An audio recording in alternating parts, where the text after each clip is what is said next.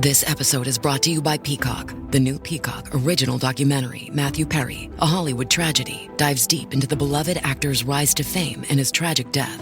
5 people, including Perry's personal assistant, 2 medical doctors, and an alleged Hollywood drug dealer known as the Ketamine Queen, were charged with conspiracy to illegally provide Perry with the ketamine. Explore the details of the case in this heartbreaking special, streaming now only on Peacock.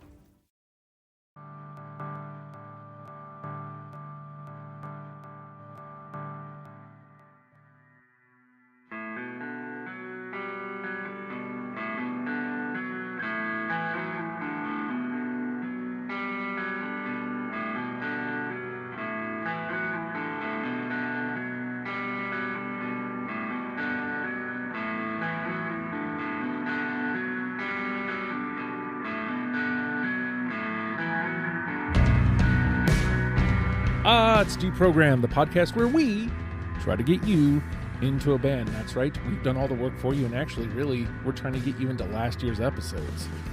I don't know that there is a pun for that. Last year I think I did It's the Best Around, only I said it's the best of. So this year I won't do that. I'll just say that that's what I did last year. It's new territory this year, Fredo. It's you and I yet again for 7 years running now. 7, yep. You were back in the mix a lot more in 2024. Talk to me about 2024 for you for Deprogrammed. Well, I don't feel I was ever out of the mix in the sense of my willingness to participate. I just felt that it was 2023 was a year of expansion for the show in the sense of bringing new voices. Mm-hmm. Last year, I think, having solidified the bullpen and understanding that you had people who were reliable, mixed with some quick turnover bands, led to my participating more. So I'm always happy to participate in this because I always love these discussions. I don't think that I've I think me participating more really just comes down to the fact that there was more opportunities and more need of a quick turnaround, for some of these. This year's participation, 2025, is going to depend on, again, the same things. We got a bullpen. We got several, actually. So you got people. Yeah. So you got people who you can count on. And, it's going to depend on your need for the bullpen or not. Yeah. So there's reasons John and Randy aren't here, and we won't dive into those, and please don't ask. It's not my business to tell, but I will say this. Only 3 names came up when I realized that they weren't going to be able to do it this year, and 2 of them are here, and 1 in studio.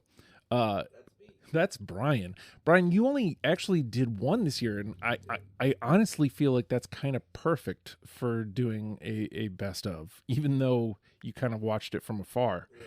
I took an emotional sabbatical from the show because there is no crying in Deprogrammed, and after losing my sister, I was not in a good state to talk about the Beach Boys without crying. So. That's exactly what happened. Yeah.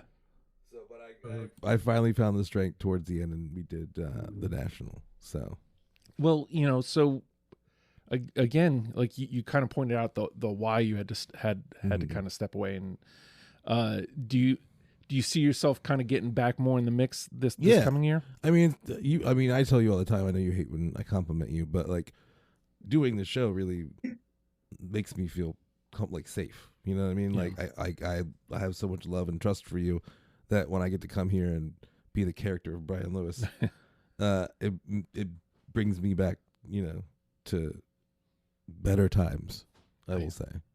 So that was voice number 1, Bryan, and voice number 3 was Joe, but voice number 2 was Gavin. Gavin, I immediately you immediately came to mind as somebody who would be really fun to have in on this conversation. So talk to me about 2024 for you in Deprogrammed.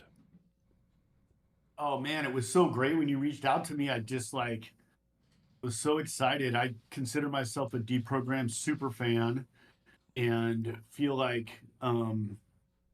feel like the people that are on this are kind of like my friends. Like I listen to Deprogrammed as I go to sleep, and so it's like in my subconscious. I do want to. I look forward to the best of.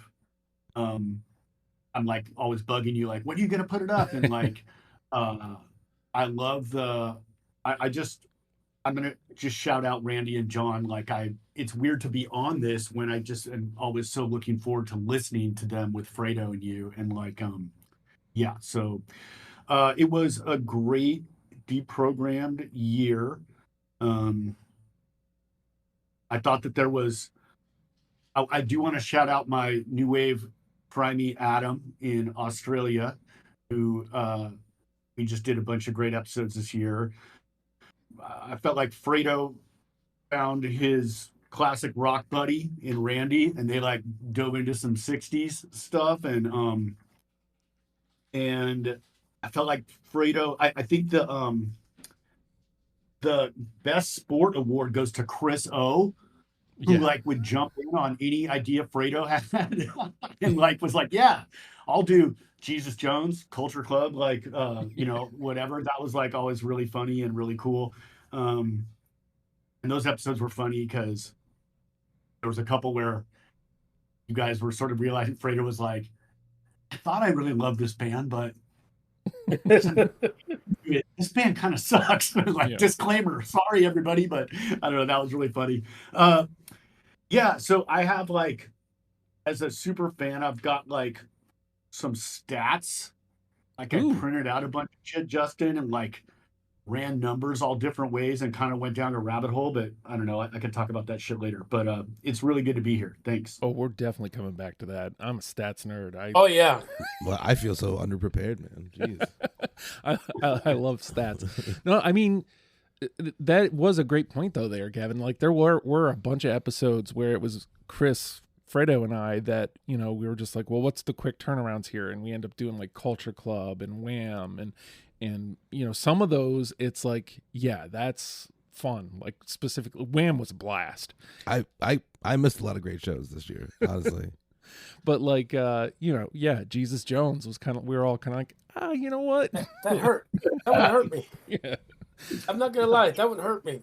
They definitely had a more impactful. They were more important 30 years ago than they are now. Oh yeah. So, I was thinking a lot about my 2024 for the show, and I'm always grateful that people even still want to come on and still want to come talk to music, and there's still new people finding the show and wanting to come on and play. But man, if I have to be honest, if there's one thing about myself, I'm gonna be honest. There's one word that describes 2024 for me, and it's panic. Like, it was a lot of panic. It was a lot of really like, trying to rush and find those Jesus Jones, find those Wham, find those Culture Clubs, like those things that we can do in like 2 to 3 days turnaround. And it was a lot of, hey, who can do this? Like, people jumping out at the last second, or a lot of frozen panels like that have still not done Volbeat. But like, yeah, it was a lot of panic for me. And all anybody really has to do is pledge to Patreon, $1 a month, patreon.com/ohijustin, and listen to it after the fact, and you'll hear that panic throughout the entire year. Me kind of bitching and moaning about it. I mean, again, it is what it is. I'm very grateful to have so many people that are willing to at a moment's notice. We kind of put this together like a week ago, Bryan. Yeah, like less. It felt like less than a week. You told me yesterday. Yeah. You literally told me yesterday. Hey, Alfredo, could you do tomorrow? Yeah. I was like, yeah, okay. What time? So yeah, it I was. mean, Yeah, it was that kind of year for me. And I mean, again, Look at him. He's like, I'm so popular. It's been so stressful for me. I So wish many that people was want what to it do my was. show.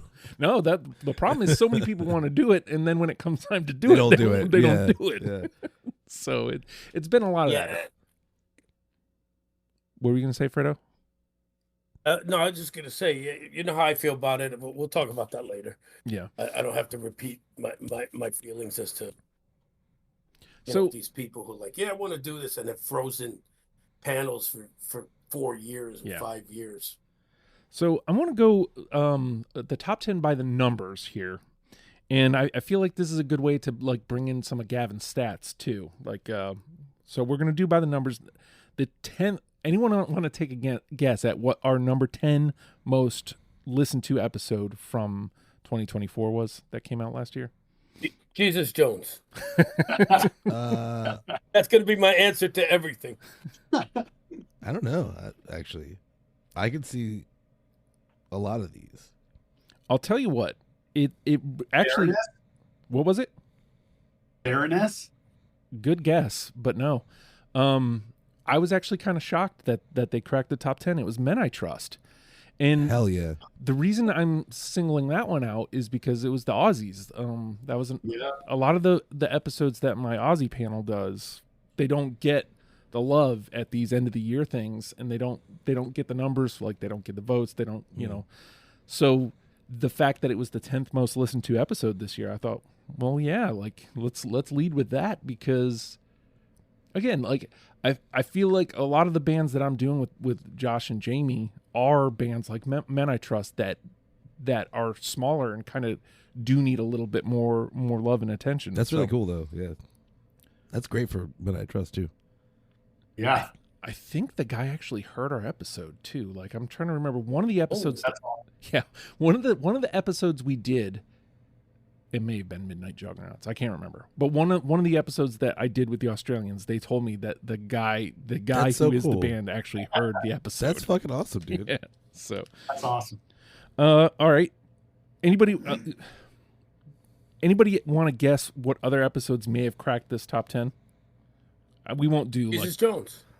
I mean, I'm gonna vote for anyone I'm on, so I was only on one. So let's say the National. Unfortunately, no. The National did not. I think some of these are going to be because they were earlier in the year. So the National might crack. I hope it's Big Star. That would have been cool, but no. Oh, that's nice. What about Billie Eilish? Billie Eilish is our number 1 episode from last year. I'm not surprised by that, actually. Yeah, that doesn't surprise me. Yeah. No. Number How 1. about Cream? Cream? No. I think that one might get a tail. Like this year it might do numbers, but because it was so recent, I don't think it's done the numbers yet. Did Jane's Addiction get any love? Jane's Addiction is our number 4 episode. Wow. What about? Go ahead. What about Tool? Tool is number 9. Oh. Yeah, that's a good guess. What What about Bikini Kill? Bikini Kill, no, did not make our list. Joy Division? Good guess, but no, not Joy Division. How about no? No, Joy Division didn't? nope. That's wild. We're just gonna What about guess Baby every Shakes? episode until we get one right. What was it, Fredo? Baby Shakes. No, actually, if I'm being honest, I think Baby Shakes may have been our worst episode numbers wise. No, come Yeah. on. They were such a great fucking listen. What about Tool? Tool is number 9. Oh, we already said that. Yeah. What Wham? What about? Nope. Oh man, good guess. All right, so What band? Wham was the guess. All right, so we already got number 1 was Billie Eilish. We got 10 was Men I Trust. We got 9 was Tool, and 4 was Jane's Addiction. So I'll run it down from 8 up to 2. 8 was Jason Isbell, which okay. I thought was That's pretty good, interesting. That's good. Number 7 Yeah. was Waxahachie. Huh. That's what I was Very, guessing at. very cool that she was this high. It's just been a slow burn, I think, because I was surprised that you did an episode at all. I didn't Yeah. even know about that. Number 6 was Fits and the Tantrums. Again, Okay, kind of shocking. I can see that actually. The name makes sense. Like, being people there. love that band. Like I Yeah. hear people talk about them all the time. This is excellent. Number 5 was Uncle Tupelo. Yeah. Again, them being that A high. lot of Yeah. okay. 4, we said Jane's Addiction. 3 was the Beach Boys. I can't believe nobody in here said that. Oh, I don't know why I didn't think about it either. I'm happy about that. Yeah. 2 was Tom Petty and the Heartbreakers. Okay. Yep. Yeah. And then again, Billie Eilish was number 1. So How much? What was the gap between Billie Eilish and number 2? significant, but not like doubled. Okay. You know, it was a good number of difference between them.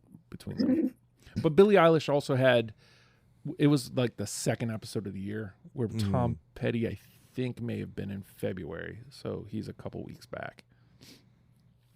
All right, so I'm geeked to hear on these stats you came up with Gavin. You start anywhere you want.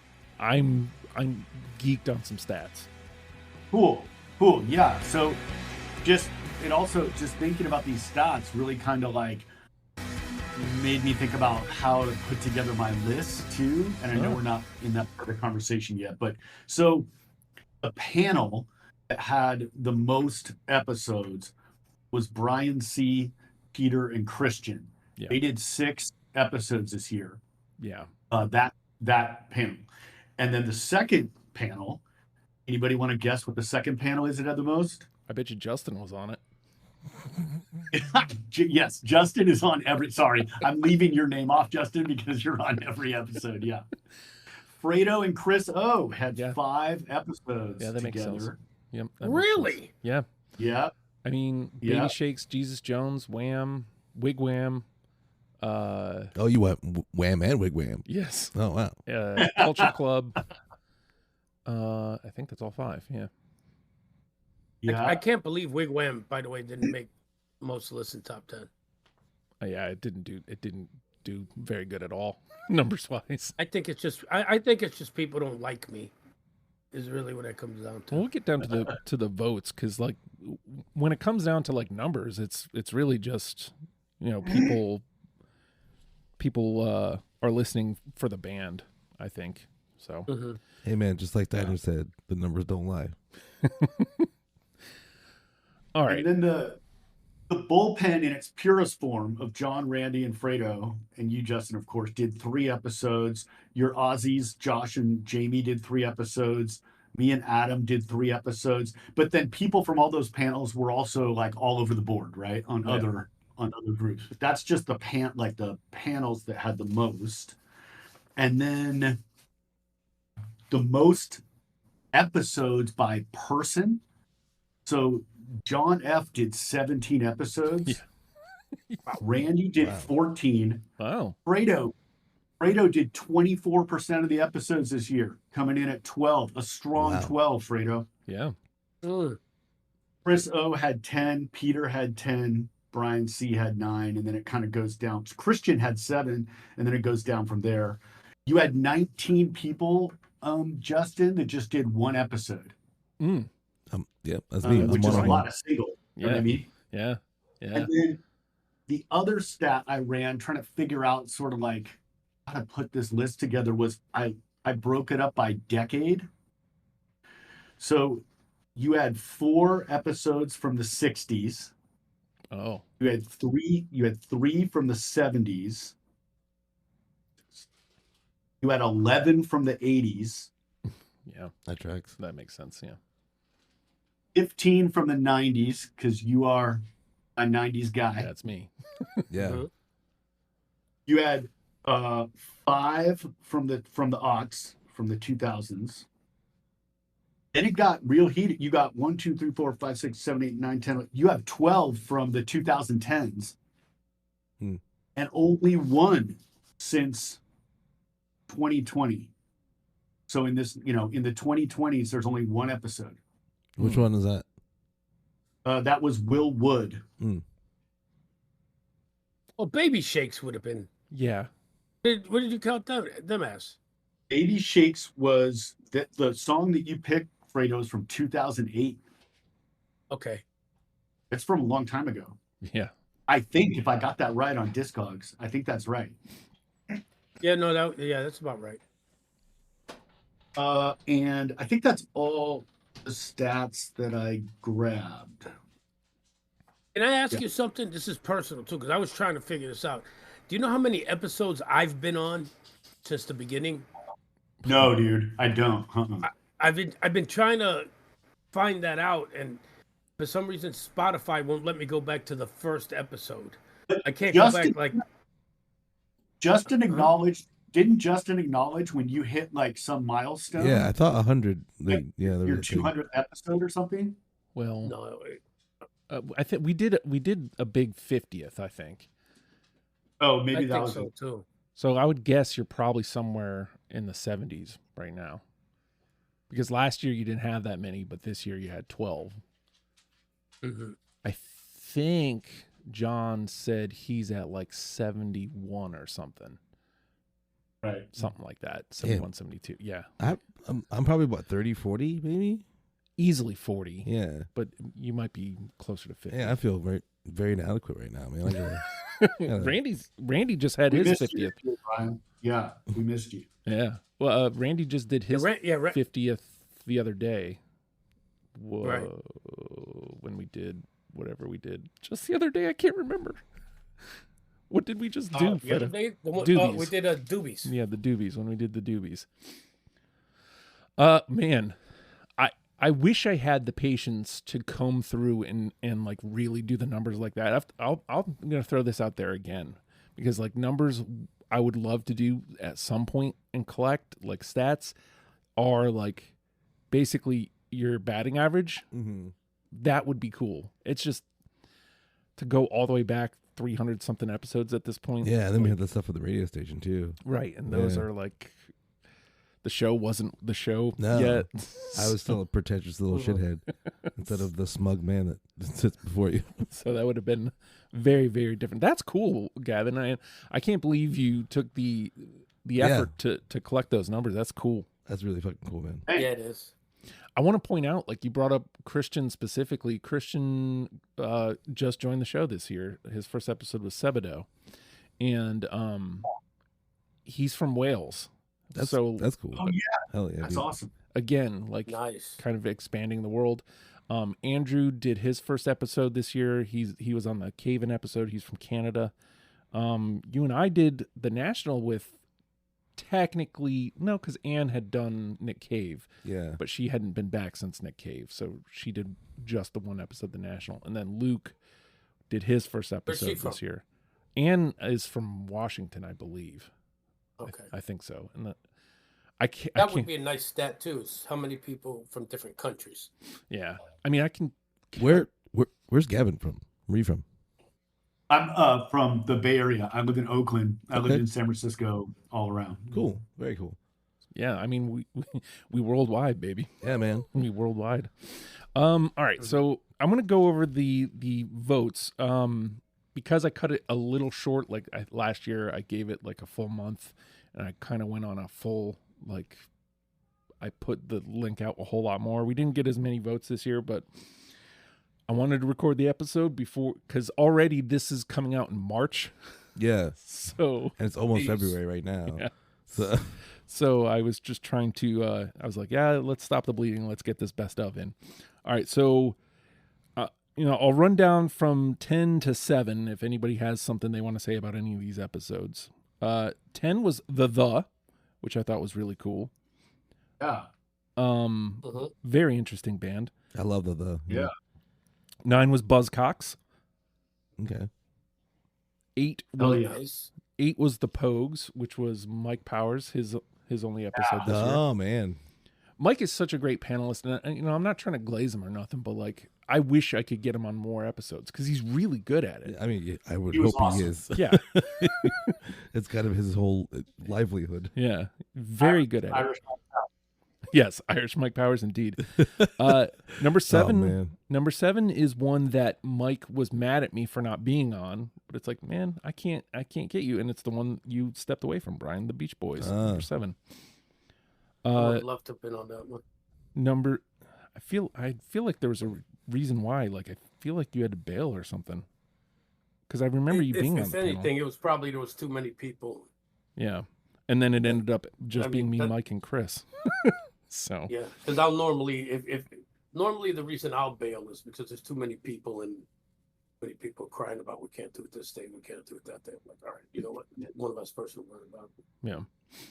Number 6 was Living Color, which makes sense. That was fun. Number 5 was just talking about Andrew's first episode, Cave In. Very interesting. That was interesting that it got so high to me. That was surprising, but yeah. Yeah. Number 4, you mentioned I had a secondary bullpen towards the end of the year last year, and we did a rolling episode of like 6, and this was one of the first ones. Bush, number 4. Hell yeah. This is Gavin Rossdale from Bush, and you're listening to 96X, home of many things. I can't believe I didn't work that joke onto the episode. I'm so ashamed of myself. Number 3, Cockatoo Twins. That's tight. Yeah. Number 2, The Bets, which is awesome. I love that The Bets are number 2 because, again, The Bets is kind of what this show is about. Like, trying to expose people to a newer great band from New Zealand, no less, into it. And the number 1 episode, they were actually tied with The Bets, but Tom Petty and the Heartbreakers was number 1. So that one makes sense, right? You're up here a couple times, Gavin.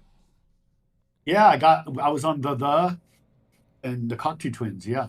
And you're on here too, Fredo. For what? Buzzcocks. Oh yeah, okay. I'm surprised because I honestly, you know what? For as many panelists as I appear on a show with, who actually is like, man, I'm doing this with Fredo. I'm happy. I never appear on the best of anything, which makes me always think that the casual listener hates me.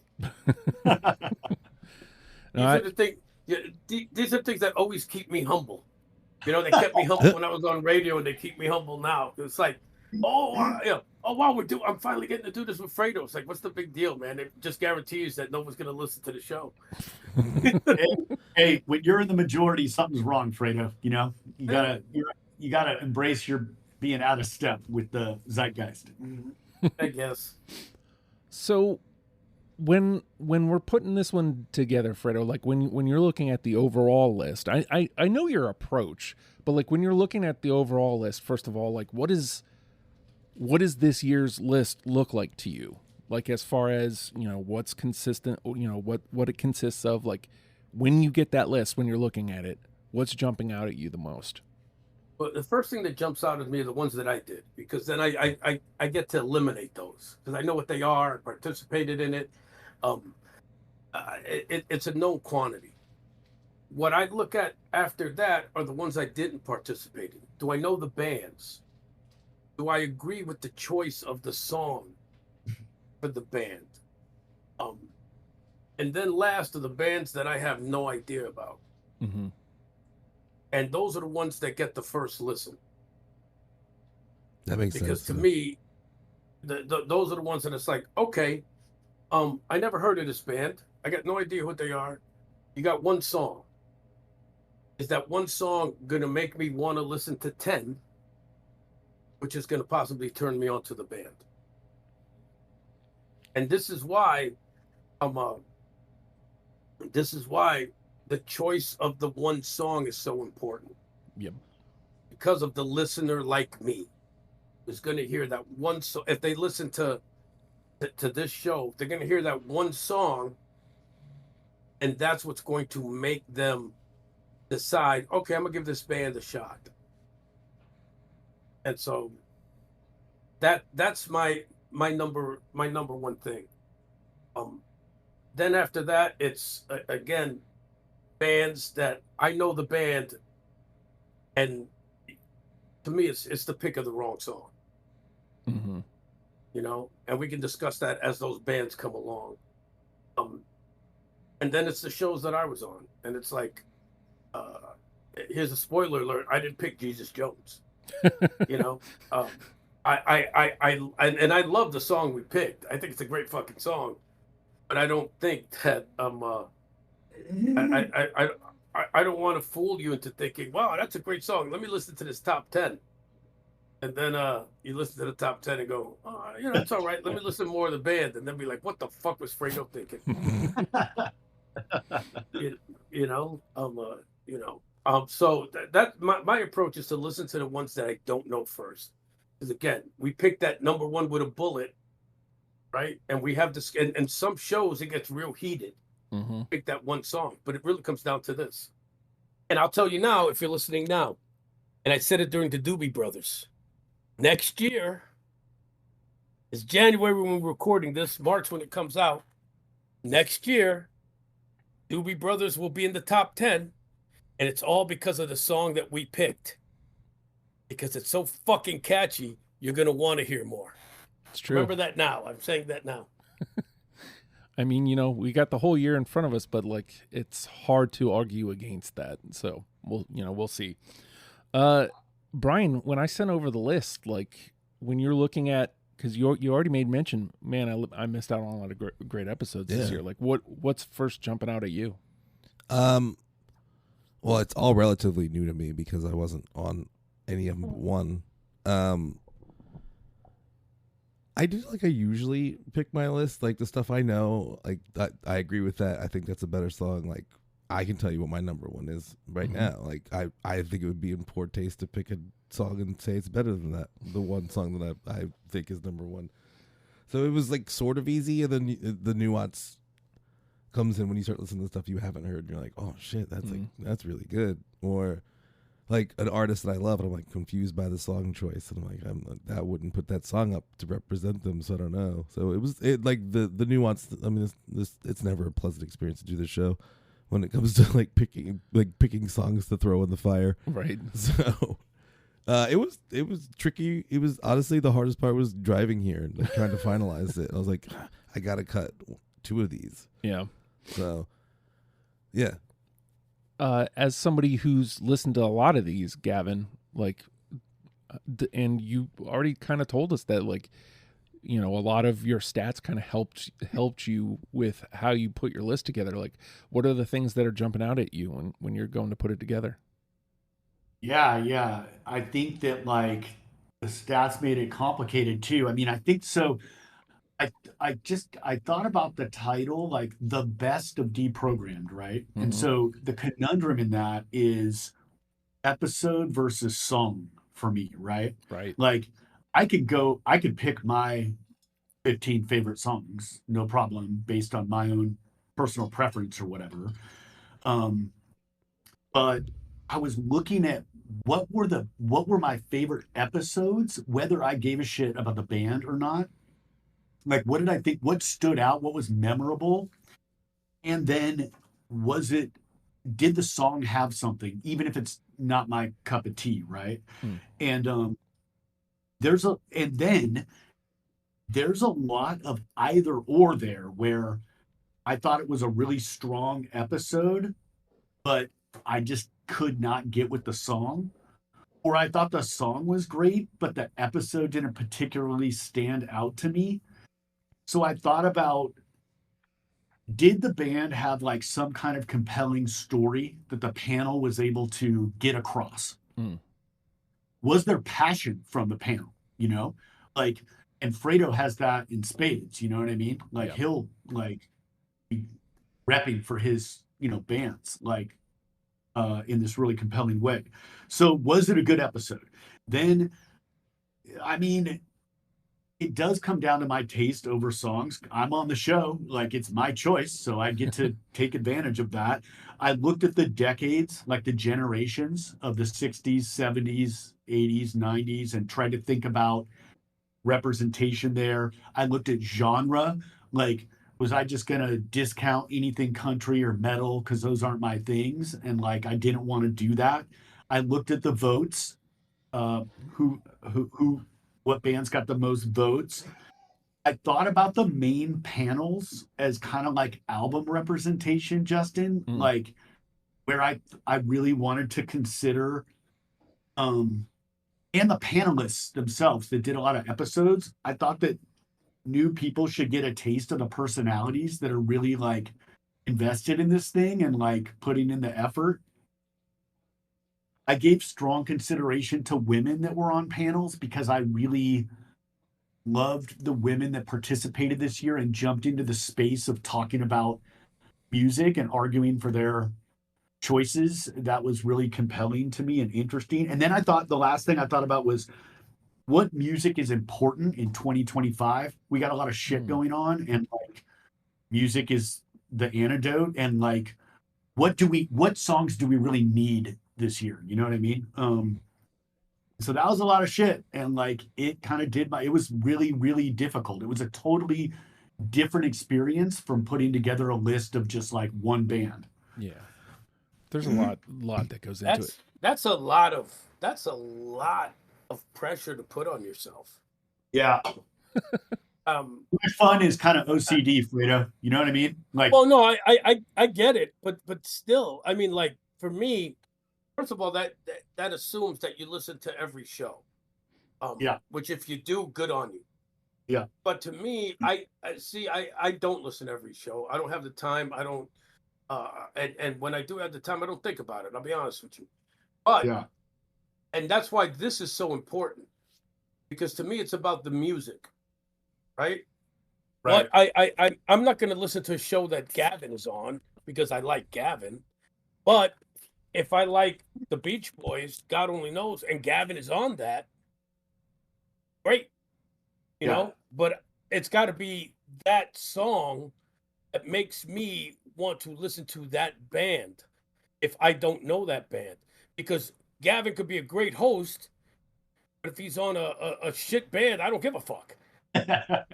You know, I'm not going to listen to the fucking band. I'm not going to give a crap about it. Yeah. Well, that kind of flies in the face of the whole point of the podcast. I really do appreciate you saying that, because the whole point of the pod, like, and I always take the episodes into account. Over the last couple of years, I've tried to kind of split it, but to Gavin's point, I definitely, there's some on my list that, the episode drove my choice. Some were the song. Some were a combination of both. Like, I loved the song that we picked and I loved the episode that we did. Some were just, the reason we do the pod. Yeah. Are right. Why I picked the song. So, I hear what you're saying, because ultimately a playlist is going to come out of this. But like, I hate that you come in here and dismiss the episodes every year, Fredo. It really does frustrate me. So like, it's part of it. No, I get it, and you know what? I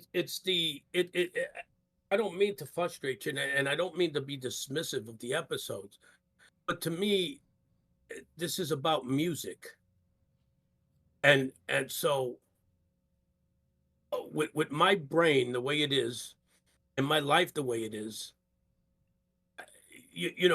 the episode is to give you 10 songs if you don't know the band, right? Mm-hmm. That's the purpose of the episode. Is we're trying to turn you on to a band you might have never heard of, or you might have thought you knew. To me, I don't give 10 songs. I give one, because I'm so distracted with my life, and so I'm not trying to be dismissive of the people, and I'm not trying to be dismissive of the shows. What I'm saying is, for me to give you a chance to take a chunk of my life, then you got to capture me. You got one song to do it, and I'll tell you what, on my list, you'll be surprised how many bands that I'm going to give a listen to because of the song that was chosen. I also want to, I'm sorry. I just want to say, I want to be clear. I'm not mad that you don't listen to the episodes. I don't assume anybody has time to listen to every episode. I mean, I don't at all. So but I want to be clear. That is not what I was saying. It's just the episode is part of this episode. What you're saying is right. The real treasure is the friends you made along the way. That's right. Yeah. Around the world. Man. Say that again. Wait. Say that again, Brian. The whole treasure of the show is the friends you make along the way. Yeah. The real episode was the episode we made along the way. Yeah, exactly. Aww. If you could find a medium that lets people make friends of talking about less than Jake, then you're doing okay. That's right. That's right. And I'm gonna miss you most of all, Scarecrow. All right, so Fredo, I mean, again, these never go well as far as like unanimous, and there is no final say here. This is just really just a part of the conversation.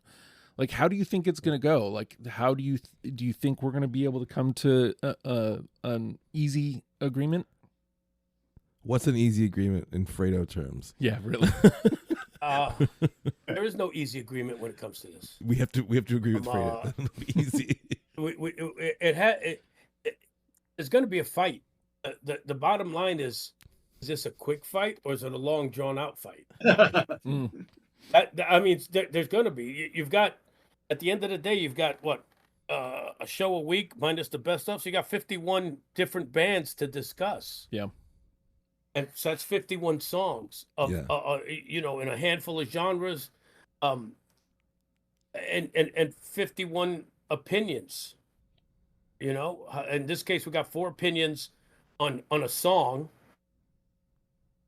We decided on 15 songs. 60 opinions. Yeah. Total. So are we doing? And if we need to go to tiebreaker, we got a tiebreaker, so you could add another 15 Yeah, opinions. both Randy and John have submitted tiebreaker lists if we need them. I didn't know that John did also. Yeah. So now we've got another 30 opinions to add to our 60. Yes. Are we voting on how many we think we're gonna all get? I mean, really, Like you can put in a final say number if you want, but really, we're just kind of talking about like how it's gonna go, because I would say 4. Oh, wow. Okay. Yeah, I mean, 4. Yeah. It's I feel like we usually hit 1 or 2. Yeah. I mean, it's going to come down to, like I said, it's going to be a fight because it's going to come down. It's just a matter of, okay, I'll give you that one. Yeah.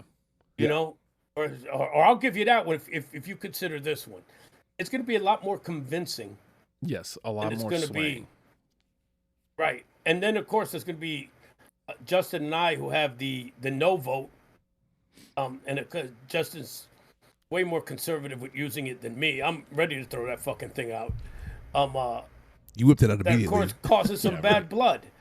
Yeah. And what does that mean later on if I'm pushing for band X, and not Justin, but Bryan was, says, well, fuck you, Fredo, because you no voted my group. Yeah. So now but I don't give a shit. I'm ready to throw that no vote down. I'm ready. I got that card ready to slap it on the table. So, I mean, it's hard to argue with what Fredo's saying here, Bryan. I know this is your first time doing a best of, but how do you see it going? You've thrown out that 4 number. Do you feel foolish about it now? Or? No, I don't. I really don't. I think that we're all pretty. I think the things that we all agree on would bring us to 4. I think that we have different tastes in music in a nuanced way, but overall, we all know important bands when we hear them. You know what I mean? So I don't know. Maybe I'm just hopeful. You're a hopeful son of a bitch sometimes. It's not really my normal milieu, but I hope he's right, Gavin. But you've listened to these. How do you see it going? Yeah, I appreciate Bryan's positivity, and I'm usually Bryan, when I do these shows, like 7's always my number. Even if there's like a 5-person panel, I'm like 7. Like, always like, but that's hopeful. On this one, man, like, I just think we're gonna be all over the place. Like, I'd be stoked with 2. Yeah, this is one where my gamesmanship is like peak. There's songs that probably all 3 of you are thinking that's a homer. Right. I'm probably not. I didn't play because it's a homer. That's why I say it with absolutely zero confidence whatsoever. But like there's so many there's iconic artists that we're talking about. Yeah. that I at least 4 off the top of my head. I'm like, everybody's gonna have that. Maybe. And I mean, the reason I do Look that, at the top 10. yeah, seriously. But when I do that though, like, it's because I know that that's an easy one to go. Okay, I sure it didn't get through automatically, but yes, of course that one's in. Yeah. So, all right. I mean, no need to take a pause. Let's just jump right in, shall we? Man, let's do it. Let me get up my my gimmick here, so we can start at the top, and I can do the thing here because we started the year off fun, and there's a good chance that this is a 2. I guarantee you it's not I guarantee you I'm not the only one who has it, but this is one of those bands that got picked several reasons. I already mentioned fun. It was super fun, but it's also how we started the year, and this was a band that is one of the reasons we do the show. Let's shine a nice spotlight on this smaller band. I went with Baby Shakes, On My Way. Nice. Yep. Nope. Yep, 100%. I don't have it. Yeah, I had a feeling. I knew me and Fredo would, but like, again, it's fun. It really belongs in the conversation. It's how we started the year. It was the very first episode of the year. It was a blast. It was a really fun episode. It's a fun song. I believe I likened them to like, what if you married the Go-Go's and the Ramones, like, and put them together? Yep. And it very much has that vibe. And again, like, they're a smaller band that really could benefit from getting heard. So yeah, I mean, I never heard of them otherwise. see, that's what I'm saying. Yeah. Like, That to me is exactly the reason why the show was made. Yeah, and Yes. And when you told me that it hit the bottom of the list, I was really disappointed. Yeah. Really, really disappointed because of the fact that you're right, they're a small band, been around forever, paid their dues, and this is a kind of band that people should listen to, at least given a shot. Here we're giving you 10 songs for you to check out this band, and the number one song alone should be a reason for people to check out this band and check out that episode. It was everything you told me about the results of that episode really disappointed me. But I think this is why you do Deprogrammed. And that's probably the one reason I would say this should be on the top 10. And Did Brian have it? No, it was a 2. I do feel like the numbers didn't do well because it was at the beginning of the year. So like, I'm seeing right now my numbers are kind of down. So, I think that had some to do with it. And I think come the end of the year when people started kind of going back and listening, they were listening to your Tom Petty's and the bigger, some of the bigger artists we did, and didn't get back to Baby Shakes yet. So, all right. They haven't put out a record since 2019, which isn't a crime, but I mean, that may also have something to do with it. Totally. Yeah. Yeah. So it isn't drawing traffic outside of my regular listenership. Yeah, I mean, I get that. I mean, when I get into a podcast, I go through the episodes that like. For example, how did this get made? I go through all the movies I've already seen to hear them talk about them, and then I explore the ones that I haven't heard of. Right. So I'm pretty sure it's just a victim twofold. So, all right, Baby Shakes nabs a 2, not bad. Fredo, where you want to go?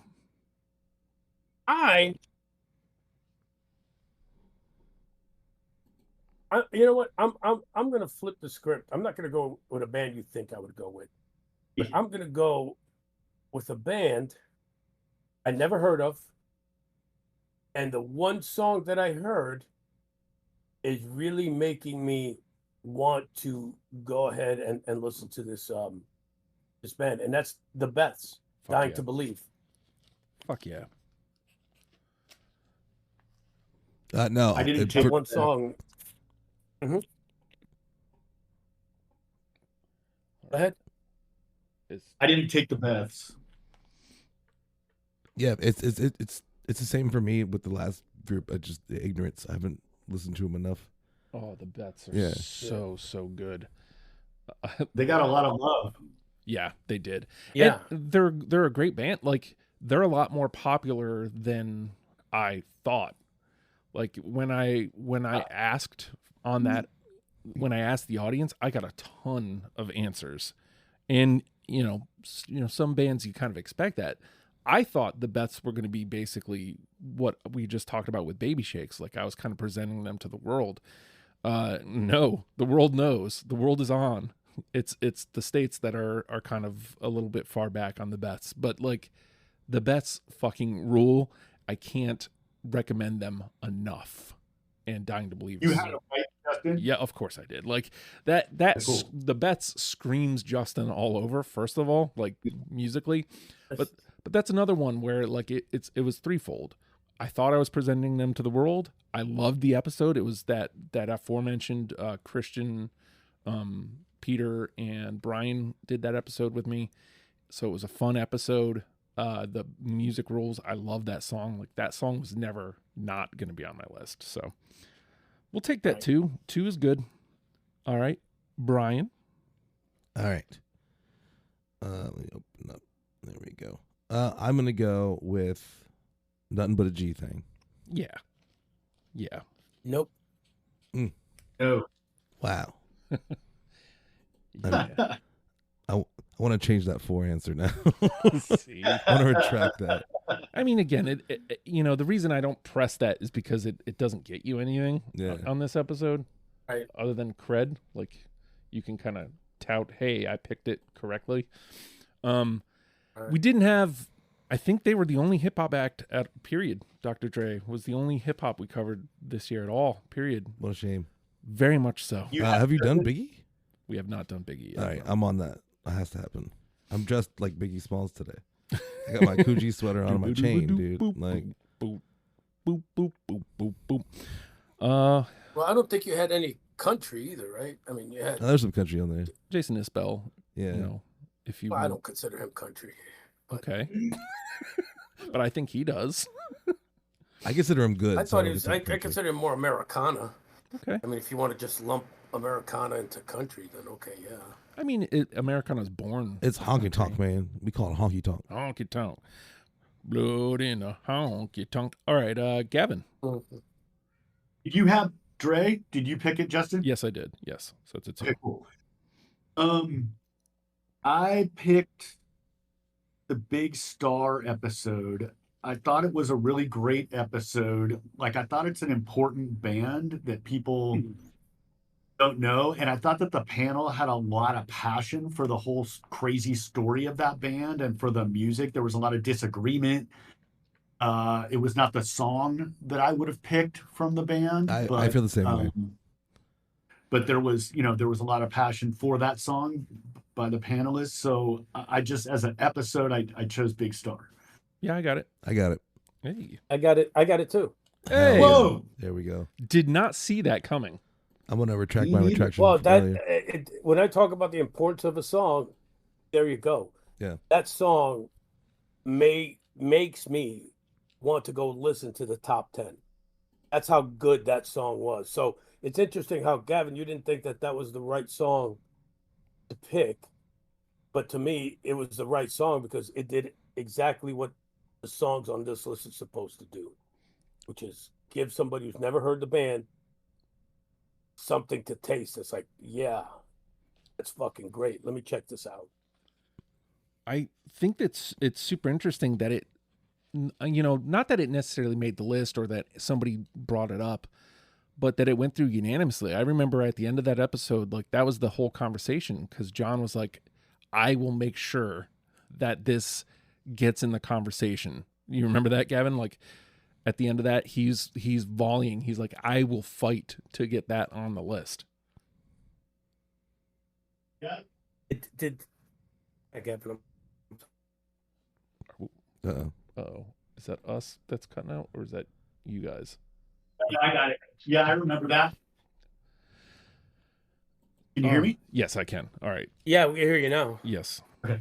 All right. So, wow, Big Star is in. Is that unanimous? Yes. Yeah, man. Yep. Bless Alex. Is that Chilton. the first time that we've had a multi-person panel where a song has got in? No, I feel like we've gotten some before, but I honestly don't remember. I don't know. I feel like It's- we don't usually get many. Yeah, All right. I don't. I mean, I can look for the last 2 years.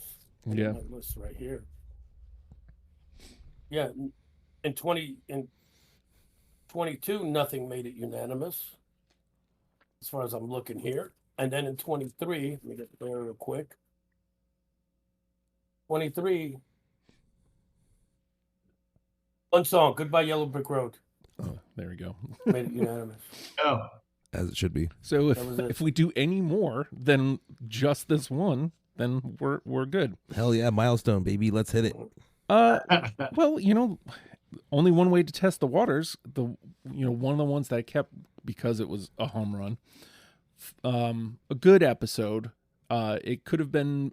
The only reason I say it could have been better is because Brian, you could have been there. Circumstances obviously, obvious. yeah. And Mike saying that like he's mad at me for not doing it. Like I can only imagine that panel with the panel as it was, and then you and Mike as well. Yeah, Beach Boys, man. God only knows. absolutely. Oh yeah. I didn't yes. take it. I know I'm out of step with that. Wow. Great song. Wow. Wow. Not only do I think like it has to go through unanimously, I think that's the greatest song on this entire list. I think it would be you'd be hard pressed for anyone to tell me that a better song on this playlist is better than God Only Knows from the Beach Boys. Like it is so That may be important. true. Like it is so influential. Like it's beautiful. It is. Yeah. I've really got. Go ahead. I'm gonna fuck up for sure a lot of like popular good music. Like I've always been like a total out of the mainstream music listener, and so it's just hard for me to be like to vote for something that like is so in the zeitgeist and Right. people know it. Like, so I'm sure I'm gonna be a spoiler on a lot of great songs today, which I am just apologizing for in the beginning. I'll be honest. Oh, go ahead. I know for a fact I'm going to be as well. I know for a fact there's ones that are going to come up that you guys are going to be mad about. Yeah, I already know the ones you guys are gonna be mad at me about. So So like it's the nature of this episode. Yeah. I will say Right. how dare you with the Beach Boys? I How know, dare I'm a you? little taken aback that it's that one. I Like, know. Like I could Yeah. not do that episode I'll- because I'm so attached to I'll the be music honest with now. you. I don't even think that's their best song. I But I don't will think so say either. this: that is 100% the right song to get somebody who's never heard them to listen to them. Because you've heard good vibrations whether you realize it's the Beach Boys or not. mhm. Yeah. Right. I But forget. this is definitely. I forget what. Fredo, you should have been on that episode, Fredo. You know what? I know I should have been on it, but what am I going to do? Yeah. It's The only reason Justin why hears it all the time when he says, "Oh, we just did this show." I'm like, "What the fuck? Why wasn't I on that?" the only reason I ever met you is because of the Beach Boys. Because that's when I bought a theremin Yeah. Wow. and joined the Gloom, and like that's why I met everybody in my life right now currently. Like not only is it important to music, but it's important to my life. Yeah. And what's funny is I've since done. I've recalibrated my thoughts on the Beach Boys. Obviously, just from doing the episode, like you kind of realize Pet Sounds is one of those one of those albums that everyone's like, "Oh, it's great, it's great, it's It great." is. And then you finally give it the time, and you're like, "Oh, fuck it, Brilliant. everybody's right." Like nobody sounded like that. Yeah. I mean, It's one of the top 5 most important albums of all time. And then I recalibrated this song specifically since then too. Yeah. And because like I kind of reluctantly went with this song because John was very insistent. No, this is like the greatest song ever written. Was like I may be rephrasing him a little, paraphrasing, yeah. but like that was his notion. Was it's the greatest song ever written. Period. End of story. Yeah. I'm not. Yeah. I'm not gonna necessarily argue that too much. I don't think it's the greatest Beach Boys song. I think it's in the top 3 though, for sure. Maybe top 5. Yeah. But like, And it's definitely the right song to put on this list. yeah, and like, I think the Beach Boys are the greatest American rock band of all time. I don't think music sounds the way it does without them. Like, it's them and the Ramones are the most important. bands. That's awesome. I love that. All right, so Beach Boys gets a 3. We're shaking our heads disapprovingly, Gavin, but it's okay. God only knows, man. God only knows. Fredo, where you want to go? I don't know if I want to stay with the ones that would surprise you guys. No, I'm gonna go with obvious. I was on this episode. I had a blast with it. And it's the epitome of psychedelic rock and the epitome of psychedelia from this band. It's Tales of Brave Ulysses by Cream. I got it. Oh, I love that, but no. I didn't Nobody take else? it, but because you picked it, that was a discovery for me. I've never really sat and listened to Disraeli Gears, and man. that song is fucking epic, dude. I thought it was really Oh great. yeah. Jack Bruce is one of the Well, greatest bass players of all time, like straight up. Oh yeah. Well, I it's funny. I just got a autograph, Cream poster autographed by Jack Bruce. That's which fucking rad, Whoa. dude. I'll use that. I'll use that as my picture for. Yeah, I when figured you send would. in picture for this. It's it's just that's, I don't know. There's just something perfect about that song when it comes to psychedelia. It gets a 2 though. It's Nobody else, huh? no. I had it. Like, I am not an Eric Clapton fan at all, but I fucking love Cream. Like, because of Jack Bruce, really. Yeah. All right, Brian, where you want to go? Another one that's for me personally is like a absolute you have to Joy Division. Yes. Yes. So, Joy Division has been like one of my all-time most favorite bands since I was like 14 years old. I think that Love Will Tear Us Apart is low on their list of great songs. I agree. I just couldn't get with the choice. Fredo had all these awesome picks from. I thought your list was really great, Fredo, on that episode. I just couldn't pick the song. There we go. That's a 3. I'll tell you, Joy Division, one of 2 bands, depending on who you believe, that birthed goth music is Joy Division and there's Bauhaus. Mm-hmm. Yeah, And that's the reason if it had been Bauhaus, I would have picked Bela Lugosi's Dead. Is that their greatest band? Is the greatest song? No, but when you're talking about literally one of 2 songs that's giving credit for birthing an entire genre, you got to go with that song. Yeah. So People who don't know Joy Division know that song. Yeah. I had it. Yeah, it's 3. Yeah.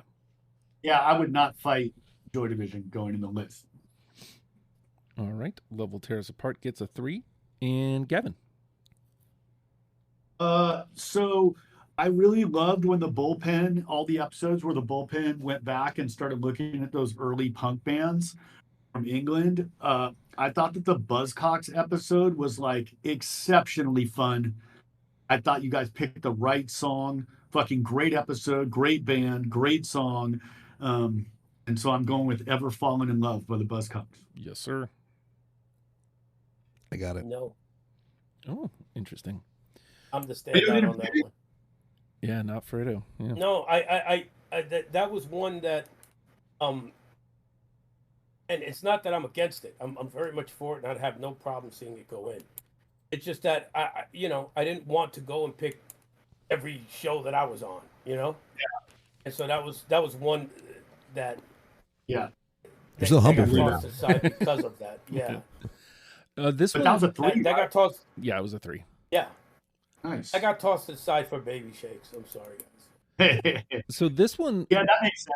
this makes one sense. was always gonna go on my list because I just love this song. Yeah, it's a like great song. I just, as I was listening to the list, this one came back up, and I was like, "That was this year." Oh yeah, like this was just never not going on my list. The episode was fun, but like this one, I picked because the song rules. I just love this song, and every time I hear it, it's in my head for days.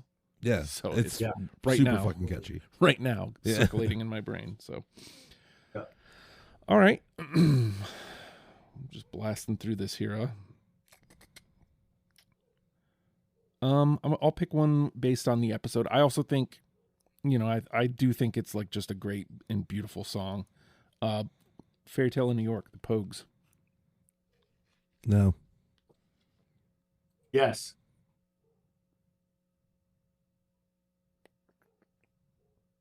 All right. So, Fredo, did you have the Pokes? Nope. I thought that episode was exceptional, Justin. Like, I thought that shout out to Chris O, like Mike P and Chris O, and you all did a great job on that episode. Like, there was so much passion for that band. I was supposed to be on that episode, and I could not make it.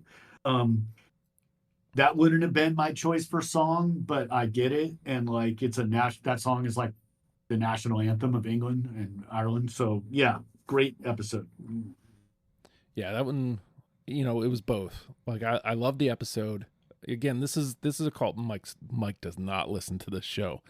I think Mike is a great panelist. Again, like, he's been doing it for 26 years, so like he should be, like you said, Brian. But right, like, he better be. He's excellent at it, and I wish I could have him on more. No pressure. Nobody clip that out and send it to him saying Justin's talking shit. Like, because I'm not. Nobody will do that. It's okay. All right, it gets a 2. Fredo.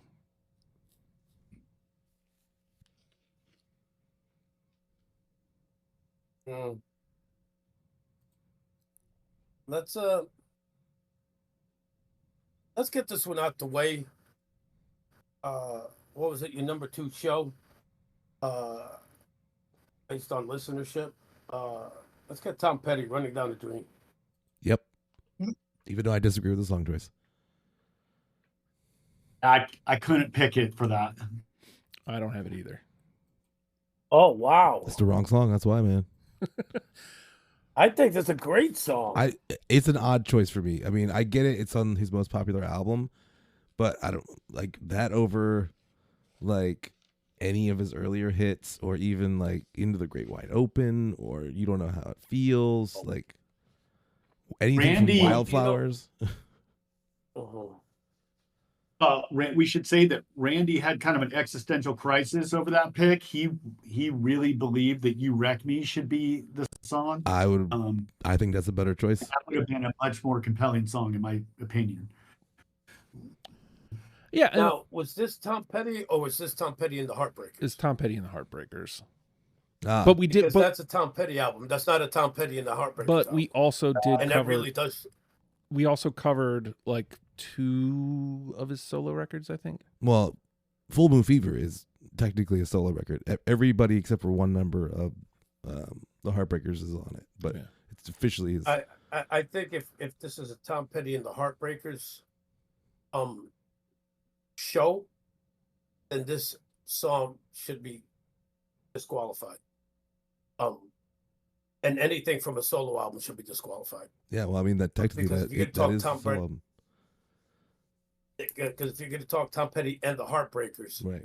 I give you half a dozen songs that I think would have been stronger choices in this. Yeah, we did that. We had that kind of problem with Elvis Costello because we only did the Attractions. Yeah. Oh yeah, that's a confusing one. Yeah, that was 2. Yeah, it was 2. Fredo and Brian. Yeah, and I would really, and if I'd have known that at the time, this wouldn't be on my list. We did 3 Heartbreakers records and 3 Tom Petty. Solo records, I think he only has 3 solo records. Yeah, Full Moon Fever, Wildflowers, and Highway Companion. Yeah, I think those. Yeah, See that you should have done. I mean, the Heartbreakers have what, 5, 6 albums, which I think you could have done those by themselves and pulled out some great songs. I'm just saying. Like I'll say this. I tried to present it that way. Randy was adamant that we put it all into one episode. Just to throw him under Randy, the bus. you're listening. Randy, if you're listening, you were wrong. I mean, Tom Petty solo would have been a great quick turnaround. Tom Petty and the Heartbreakers, you just completely wiped out so many incredible songs. A lot of them that are better than this choice. like I get the inverse of that, of like you can't really have an entertaining show with 3 albums to choose from. That's like, it's, you know what I mean? But like the Heartbreakers have a lot more of a diverse, have a lot more Right, albums yeah, to choose yeah. from. So like you can't Exactly. do just Tom Petty. It's not going to be as challenging or entertaining. That- Yeah. So you have to kind of lump them together, or you do only Heartbreakers, and then you're cutting Right. out his most popular album, Yes. like, That's which is weird. Like, it's like doing Bruce Springsteen and the E Street Band and Bruce Springsteen's solo. I couldn't even tell you the difference. You know, yeah. So All right. It gets a 2. It gets to hang around. By the sounds of it, it doesn't have much of a chance past where the discussion we just had. Shout out to Tom Petty. I love Tom Petty. Rest in peace. All right, Brian. Okay. I'm gonna go with Billie Eilish. Great choice. No. nope. Am I the only one? Was that a no for you as well, Gavin? Yeah, no. Wow. Yeah, well, I'll be honest. I thought that was going to be a 2. That was a little gamesmanship on my part that I failed on. I love Billie Well, you Eilish. can tell it's a panel of middle-aged men. Yeah, that's also Yeah. that's No, also true. That might have come down to the song choice. Because honestly, I wouldn't say don't that's know her enough best about song, Billie yeah. Eilish. I know enough to know that people think she's great. I don't see the big deal. I listened to the one song, and at the end of it, I still don't see the big deal. So I'll chalk that off as. That's not a good number 1 song, I would say. I don't remember how we got there to be able to tell you. Shout out to Alyssa. Alyssa was great on that episode. Totally. She's always great. Yeah. All right. Gavin, I love your shout outs, by the way. I got a lot of them today. All right. Gavin? So I this is kind of a personal favorite or whatever. I was on this panel. It was really great to be able to do Generation X with John and Randy. And Fredo, I gotta say, dude, like, you know, that's Billy Idol's punk band. Like, I missed you on that episode. We threw that together super fast, but I kept thinking I was like, if Fredo was here, he'd have my back, man. I thought you would have loved it. Those songs were like right up your alley, dude. Like, such a good cross between like new wave and fun and punk and rock, and like great episode. Oh, and then so that was an honor to be able to join the Randy and John on that. And then there was a major face off at the end with the song Kiss Me Deadly, which we wound up choosing, and Ready, Steady, Go, which Randy was like throwing down the gauntlet on. So much passion. It came down to a documented, videoed coin flip by John, which I heard is not the last coin flip this year. Nope. But so, dude, Kiss Me Deadly is just like, to me, the quintessential teenage song. And it's just such, and one of the best songs of the punk generation, 1978. I had to pick Generation X. I don't have it, but I Randy threw down a lot of gauntlets this year and lost. Like, you know, in hindsight, you know, could something have been said about, you know, Tom Petty? And, you know, I sided with Jenny on that one because I thought like the easiness of the song we chose, like the ease of entry, you know, somebody may not have known that it's Tom Petty could kind of access it. I don't remember where I stood on Kiss Me Deadly. I don't remember, because obviously, we were coin flip territory. So you know, I think I would have been on the other side of the coin. Ready, Steady, Go. I think, but that's because of Empire Records that I like that song a little more. Yeah, I would have been Ready, Steady, Go also over. Interesting. Over Kiss Me Deadly. All right. So can anybody save Gavin here? Nope. All right. Into the bin it goes. All right. All right. I'll do one that I feel like might go into the bin. But again, this is the reason we do the show, like to put people on to new artists. I went with Will Wood, the main character. No. Yeah, by the sounds of it. No, but I will tell you that was a late cut. No, but what a wacky song. Yeah. I loved that song. I really did. But that would have been number 16, honestly. I thought it was good, your Weird Al comparison, Justin. Yeah, he definitely has a Weird Al thing that he does. You know, it's not as, you know, it's not as Weird Al obviously. Yeah. Like there's something. He's his normal Al. Yeah, it's just normal Al. He's doing. What if Al wrote serious songs? Like Al's originals, I feel like he takes serious, but they're still parody. Right. Yeah. Novelty. They're still novelty songs. Right. But like Will Wood takes out the novelty. Right. And goes, "This is what I do," and he's terrific at it. Here's what I'll tell you, and Justin, I know you've heard me say this before, and this is the reason it was number 16 and didn't go higher. I'm not a fan of cursing to curse. Fair, yeah. If there's got to be a reason behind the curse, and I always use the who are you as the example when he screams out toward the end, you know, who the fuck are you? It there's an emphasis. There's, you know, it's a build up to it. This song just had some curses in there that weren't necessary to me. They didn't further the song along. They were just dropped to you know. Oh, let me fill in a word here. Fuck. Yeah. To me, that doesn't. I don't like that in a regular song. So this episode is sponsored by the PMRC. All right. I mean, for a guy who says "fuck" every other word, you know. I mean, I certainly fucking do. Yeah. All right. Will Wood gets one, goes into the bin. Fredo, where you want to go? I'm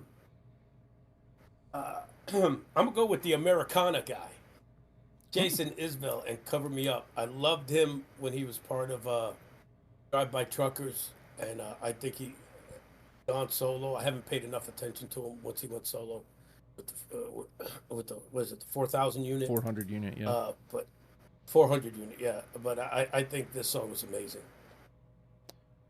I don't have it. This is another Gauntlet song that Randy lost. I didn't pick it, but I really do. I'm not really into a lot of country music or whatever you want to label that, but he's a fucking great songwriter. I like that guy's music. Yeah. I didn't have it. My best friend loves him. I think his story is so great, and I like everything about him. I didn't pick the song. Yeah. All right. Brian? Oh, man, back to me already. All right. CM Punk brought you here.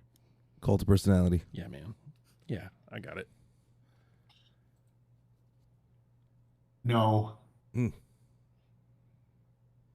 This is where I throw the flag. Really? No. Living Color? Really? Yes. Really. 100%. You just hate guitar? Is that it? I'm just fucking tired of it. Talk about a song that's in the zeitgeist. This is a song that fucking CM Punk didn't fucking run away with. Maybe. I think they have this really came down to this song. The minute I saw this song, I was like, no, absolutely not. People can hear this fucking song anywhere at any time. Oh, for sure. It doesn't belong on this list. You're not bringing anything new to the conversation by putting this song on this list. No. I mean, for me, I just can't not give props to Living Color anytime they're like I get a chance. Oh no, give him props. and if you had another song, I probably at least would have considered it. Okay. I can't. I mean, again, a no is a no, and there is no arguing it. But I can talk about why I picked it, and it's just it's a great fucking song, right? Like I've heard it a million times. That's not their best song by any stretch, but it's iconic. It's iconic. It's again accessibility. I believe was why we ended up there. I don't think we had a lot unanimous, and that was I could see the that. one. Yeah. So it kind of got there because what brought us to the dance, what made us do this band. I agree. Like there was songs that were better. Yeah. They show off their talent more in a lot of other stuff. But God, every time I hear this song, fuck, I love this song. Vernon Reid is underrated as fuck, man. Like for real. Also true. Yeah. And that's also true. Yep, I agree with you. But again, song choice. This is one song. I hear that opening riff, and I'm like, get the fuck out of here. Matter of fact, I see CM Punk, and I hear the song, and then I see him Punk, and I'm like, get the fuck out of here, and you get the fuck out of here. You got big Drew McIntyre energy right now. Fuck that. Oh, that I hate that. Sorry. But, yeah, it happens. That's what it's about. All right, Gavin. So I'm gonna stay on my bullpen classic punk lane here. I was supposed to be on the Jam episode, but I got COVID and I was like down for the count.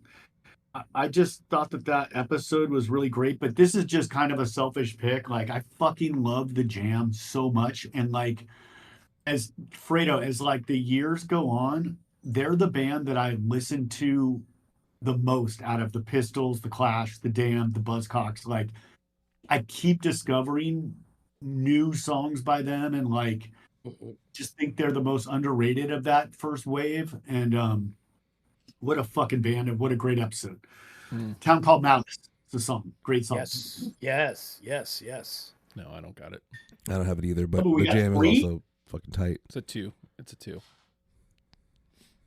Yeah, I agree with you, with the exception of I think the most underrated band was the Damned, based on the hype they got when they came out. But the Jam is definitely right up there, and what an incredible forgotten band.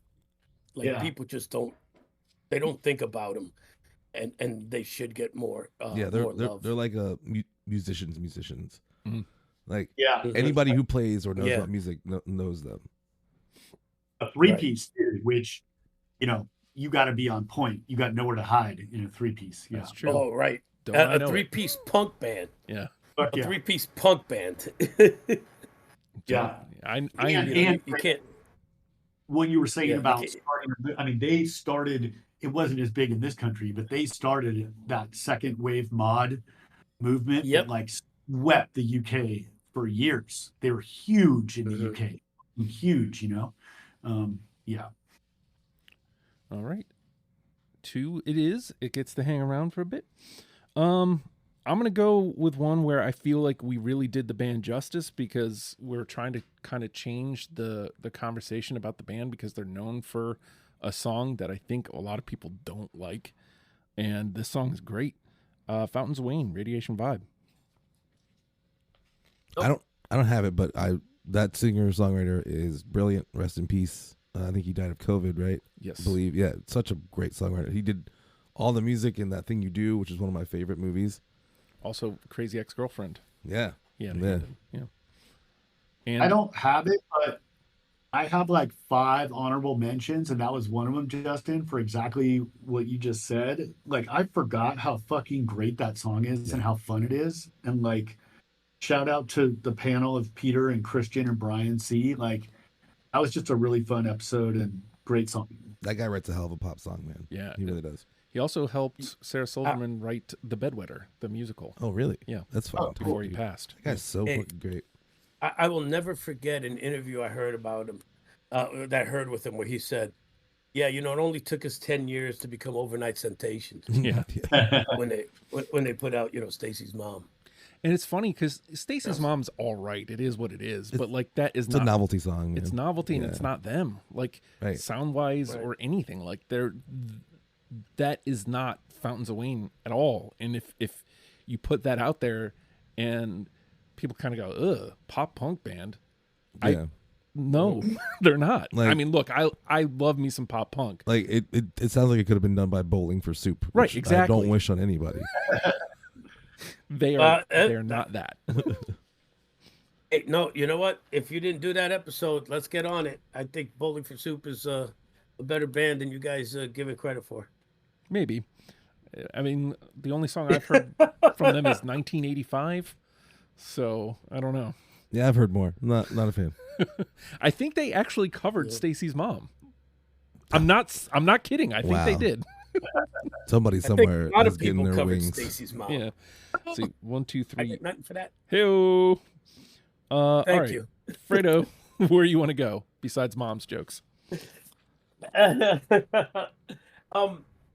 gonna go with a band. It's a band. Let me put the emphasis on it's a band. Because I had to do this emphasis a bunch during the show, and that's the Jimi Hendrix Experience. Mm-hmm. Fire. I love that. I don't have it, but yeah. Yeah. Great song. I don't have it. I don't Good have episode. it. Yeah. I'm not hot take time. I'm not a Jimi Hendrix guy. Like, he's a phenomenal guitar player, and I have a lot of I think his story is really interesting. I don't care for his music at all. I can recognize that it's good, and I see why people like it, but it doesn't do anything for me. I get it. I would love to see him play live, absolutely. Obviously it's not possible, can't, but I would have absolutely done anything to go see him live if that was a possibility. But I'm never going to buy his records. I get that. Yeah. I very much get that. You're looking at Mr. I'm never going to listen to the Beatles. So, yeah. Yeah. No, I just had to make sure that, again, Jimi Hendrix was part of two bands, Jimi Hendrix Experience, and the Band of Gypsies. Band of Brothers, Band of the Gypsies, excuse me. And the Jimi Hendrix Experience is what everybody calls Jimi Hendrix, and it's wrong. Yeah. So. Yeah, we gotta give credit to the white guys in the band, man. They're very good though. they do take it to the next level. All right, We Brian. don't give credit to white guys anymore, man. That's true. That's true. Where do you want to go, Brian? I'm gonna go with Wham. Really? Yeah, I love George Michael. He's one of my favorite artists of all time. I love that is coming up in conversation. And it's one of the gayest songs ever written, which is why I love it even more. I didn't have it, but that's one of my 5 honorable mentions. That episode was awesome. I loved how Justin, you really were we're gonna fucking take this seriously. Dude, we're gonna look at Wham has and what they did and really give them their flowers. And Fredo, you brought it that episode. It was so fun. That was a great episode. Wham is fantastic. They really are. And they have way more hits than you realize. They bangers. have that, and it's just fun. Yeah. Spoilers, I don't have Culture Club. But the only reason I bring that up is because when we did Culture Club, I was hoping for Wham. And it's not. That's another one that was, better in hindsight. Yeah. So, can anybody save Brian with Wham? No, I wish I could. And it's funny because when we talk about fun, when it comes to episodes, the band of Go-Go's always comes up. Yes. But if we never did the Go-Go's, then Wham would be the one that would come up when we talk about fun. Absolutely. Because it was a blast. It was so much fun listening to Wham. And I mean, I guess when you think about their hits, especially "Wake Me Up Before You Go," duh. Everything She Wants is I think my favorite. But I should have known going in that it was going to be fun. I don't know why. I thought it was going to be stuff that I wasn't going to be into. You can try to not like Wham, but they're gonna get you at some point. You know what? They're a focus of us every year. At Christmas, everybody plays Whamageddon. Yeah. With Last Christmas. And when you figure that's not a bad Christmas song. I mean, if there's any song we should be trying to avoid, it's the fucking Mariah Carey song. No, I love that one. That's the gayest song ever made. But it's just funny how much that song gets played. Maybe if we would have picked that song, I don't know. A lot of people have covered Last Christmas. Fredo was great. Taylor Swift did at one point. Yeah. All right. Wham, unfortunately, into the bin. I'm down to the last 4. We're just going to play it out instead of dumping out. So, Gavin, where do you want to go? I'm gonna pick one that nobody will have. So I'm picking the Go-Betweens from Australia. Love the song that. Cattle and Cane. For one thing, Adam is my guy. Adam really brought it that episode. This song is kind of like a national anthem of Australia. I just think it's an incredible band and an incredible song that'll fly under most people's radar. I've been listening to the Go-Betweens since I was in high school, and like I keep going back and back to them and keep discovering more and more stuff. And so this is just kind of a public service announcement for the Go-Betweens. I can't save you, but I do want to mention that the Go-Betweens was one of my favorite episodes of the year. I'll have to do Nice. deep dive them. It was the music was fun. It was Adam and Gavin was the panel. Both guys came with information, and it was just fun. Like, it was just a really good episode. Tight. Yeah, I missed. I mean, I know I complain about it jokingly every time I'm on here. What a pain in the ass this show is, but I do miss doing it, man. Like, I'm so glad you have so many people on the show now. Like, I think there was probably a little period in being where like I was needed on the show All the time. Yeah, but now I'm not at all. Like, I could disappear for a whole year and like nobody even knows. You know what I mean? Except for Gavin, apparently. Yeah, I missed you now. Yeah. All right. Unfortunately, Cattle and Cane goes into the bin. We're back around to me. I'm gonna pick a personal favorite for me that I assume nobody will have. But this was a band that is, when you listen to it, shouldn't be a Justin band, but something about it, like, Oh, I'm curious now. really kind of just hit me in all the right ways. I've listened to them quite a bit since then, as much as I can. I'm going with Springtime by Leatherface. Yes. Awesome. I do not have it, but Dude, that made you my described it list perfectly. purely on like discovery. Like, that song fucking tore my head off. It's such a great song. And then you start to research that band, and they're really interesting, and like England fucking loves them. They're kind of like Fredo. They're kind of like a more melodic, like Motorhead, like kind of a cross between like Husker Du and Motorhead, and like That's a Really? great description, actually. furious fucking punk band, dude. Like, so great. Yeah. Yeah, there was definitely points in that discography where I'm like, am I like, did Lemmy do a side project? Like, he Yeah. definitely. Lil Lemmy. Yeah. All right. Hmm. I'll take that too. Like, of all the songs that I put out there, That's that pretty was- great that you got 2 out of that. I thought for sure that was in the bin. So, all right, Fredo.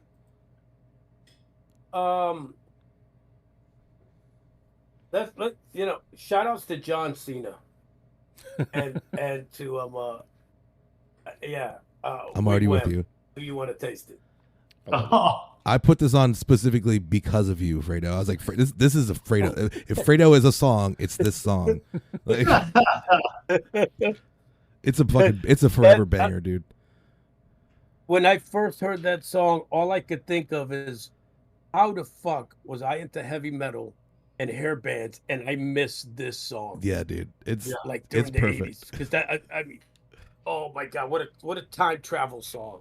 Mhm. And actually, when we started to listen to the band and in preparation for that, I mean, this wasn't a one shot.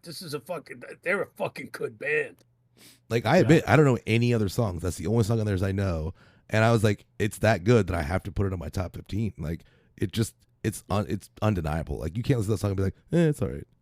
Like, That's it gets you going, very dude. true. It really Yeah. does. Like, Well, and then it has the advantage of, you mentioned Peacemaker or John Cena and Peacemaker, one of the greatest intros to a Dude. show ever. Period. Oh, fuck yeah. what a Yes. perfect show. Yeah. What a perfect show. Like, John Cena is like, he's kind of an inspiration for me as far as like physical. He Like, really is what The Rock he's- thinks he is. Right. But he's so funny. Just the scenes where he's dancing around in his underwear. I was like, he has so much confidence in how to use his body as a comedic performer. I really respect it. Yeah, Like, man. I think he's funny as shit. I think he's really talented. I couldn't, and not even have gotten to his wrestling work. You know what I mean? Like, just as a person and an actor, Yeah. I think he's great. Yeah. Love me some Cena. I do too. He was great in So how many people Trainwreck. got him? no. I don't either, so it gets a 2. All that. I'm glad I put it on for Fredo, oh. and he's the only one who backs me up on that Yeah. too. I appreciate it. And these twos are going to be coming back, so Yeah, for sure. haven't heard the last of that one. All right, Brian. All right, I'm gonna go with a whiff. I'm gonna go with Wolf Like Me. Ooh. Oh, I love you so much. I wish I was there to back you up. God. I got you. Okay. I got you on that All one. right. So, yeah, shout out to Jenny. Like that was a great episode. Like I love every episode that Jenny's ever on. And yeah, that was just Adam was great on that, and Ben. Really interesting band, right? Yeah. Very much so, yeah. Brian, like, yeah, I agree 4AD band, great record label. Yeah. I agree with yeah. like the song choice too. I think that's like the perfect representation of that band. Get Cool into song. them. Yeah. It should be noted that was Ben's first like real episode. Yeah. He was on the Radiohead.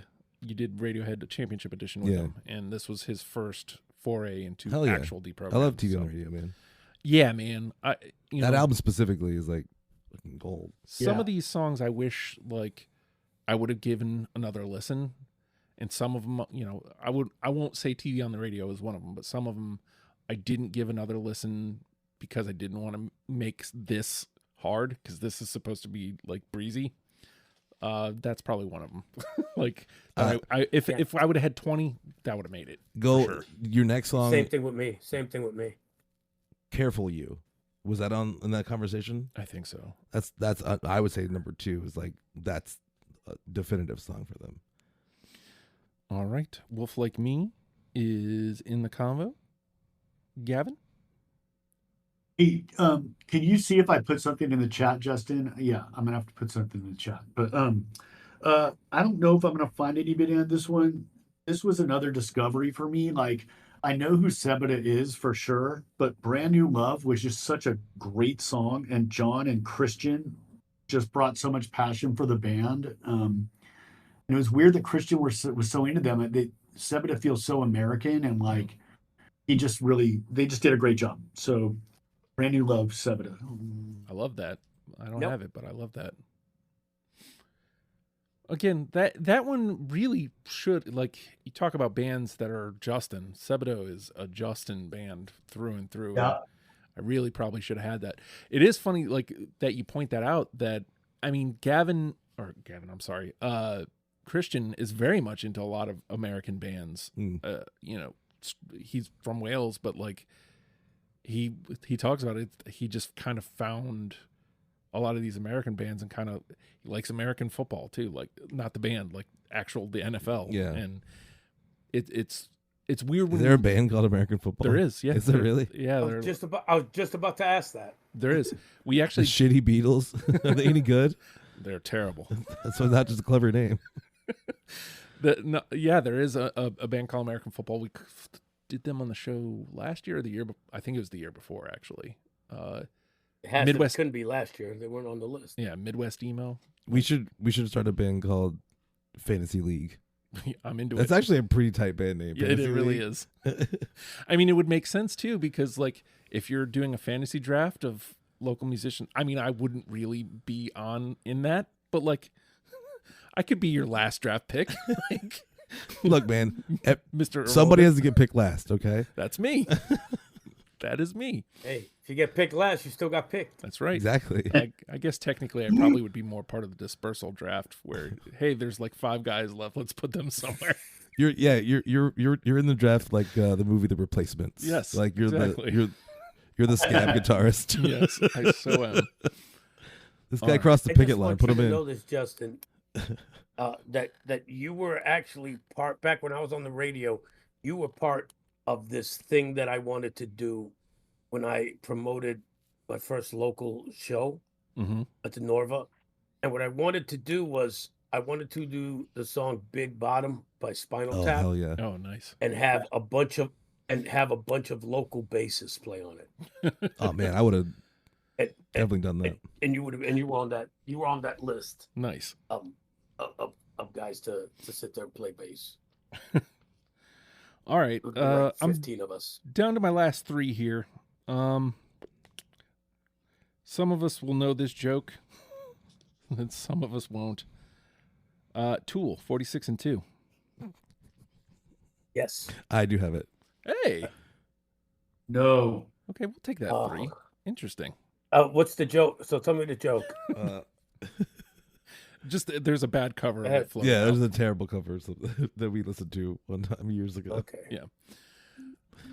All right. Boom, boom, boom. We'll take that as a 3. But like, again, reasons why I love this show is Tool is a band that I kind of had written off because of the Tools that like him. I like Tool. I don't like anybody who likes Tool. Right. And I mentioned this on the episode is like, it was really easy to separate myself from Tool because there were a lot of obnoxious people in my life that were all about Tool and were real Tools about it. I bet their favorite movie is Boondock Saints. Yes. And, you know, it was nice to come back and revisit them, and you know, especially Anima. Anima really is a great record. It's a great record, dude. It really, I mean, Lateralis is as well. Yeah. Like, but what's funny is because that was the line when Lateralis came out. That's when they got worse. That's their last great record to me. The people that love Tool when Lateralis came out. Ooh, I told the story on the episode, so of the people listening presently, Gavin is the only person who's heard this story. If you didn't listen to the Tool episode, this is a new story for you, but I have to tell it because we're there. I had somebody tell me once, because we were doing a sound check at somebody's house, like a band that we used to play shows with. His dad ran sound, so he was testing out his new sound equipment. We went and did a sound check for him, and in between takes, I said something about, I love the Smashing Pumpkins. Billy Corgan, I think, is a great singer. And the guy goes, does he have perfect pitch? I'm like, I don't give a fuck. Like, what is the... Maybe James Keenan has perfect pitch. I'm like, oh, okay. Okay. And? So does He Mike also Patton. plays it. He also hides behind a screen in a diaper. Yes, He was he the does. fucking... I mean, I like Maynard a lot because he also hates Tool fans. Yes. So, like, I feel like anytime I see like a person with a Tool shirt, they're just advertising for their personality. Yeah. Like, no, you don't like the band, you just are a Tool. That's right. That's right. But yeah, like, look. But they're incredibly talented. I mean, they are. I think they are one of the tightest 4 pieces in musical history. Yeah, Like, it's one of those things where, like, if it, the only comparison I can make is Led Zeppelin because I can recognize that Led Zeppelin are talented musicians. I can recognize that those are good records. Just it's not for me. right. Right. I like Tool more than I like Led Zeppelin. But for like I respect it, but I'm more of a Black Sabbath guy. if Tool didn't come out in the 90s, it would be the exact same thing for me as far as like the way I view Led Zeppelin. Like if Tool was that, the difference is I lived through Tool coming. Yeah. If I would have lived through Led Zeppelin and people treated it the same exact way, then I would feel the same exact way about Tool that I do about Led Zeppelin. I think I made that make sense. No, that makes sense. It makes sense. All right. I saw Tool at Bonnaroo in the early aughts, in the late aughts, excuse me. And I remember walking out halfway through going, what the fuck is this shit? They get real And then jam. I saw baby. Tool. Yeah, and then I saw Tool about 7 years ago. And I thought they were great in concert. So I have a love-hate relationship with them. They're fans, just like you guys. But the album Undertow got me through my first divorce. That's great. Undertow is really good. So Yeah. I mean, there's no bad a Tool album. fucking great album. Yeah. Yeah, So I'm very when it comes to, but you picked the right song for Yeah. that one because that's Like I've seen them 3 times over the years. Twice on the Lateralis tour and then once on the 10,000 Days tour. So they're like, phenomenal. Like, again, it's just the fans, man. Yeah. It's like Quentin Tarantino. Like I love his movies, but I hate everybody who likes them. Yeah. All right. Yeah. Fredo, where you want to go? We got to be getting down to the nitty gritty. Yeah, I'm almost out, man. yeah. I got 3 songs I left. got 2 left. Let's go with another band that's a discovery for me, which I really like this song, the Phoenix Foundation and Bright Gray. Oh, wow. I Yeah. almost added that to my list on the way here. I got it. I don't have it. That was a really good song. That is a good discovery. Like I also discovered that for the first time. And if I actually did a decent edit here, you won't even know that I edited. But like, I don't even know what you're talking about. Yeah, we've been talking this whole time. This entire time. I just wanted to say before we moved on to the next one about the Phoenix Foundation, I thought that was going to go in the bin. I picked it because Really?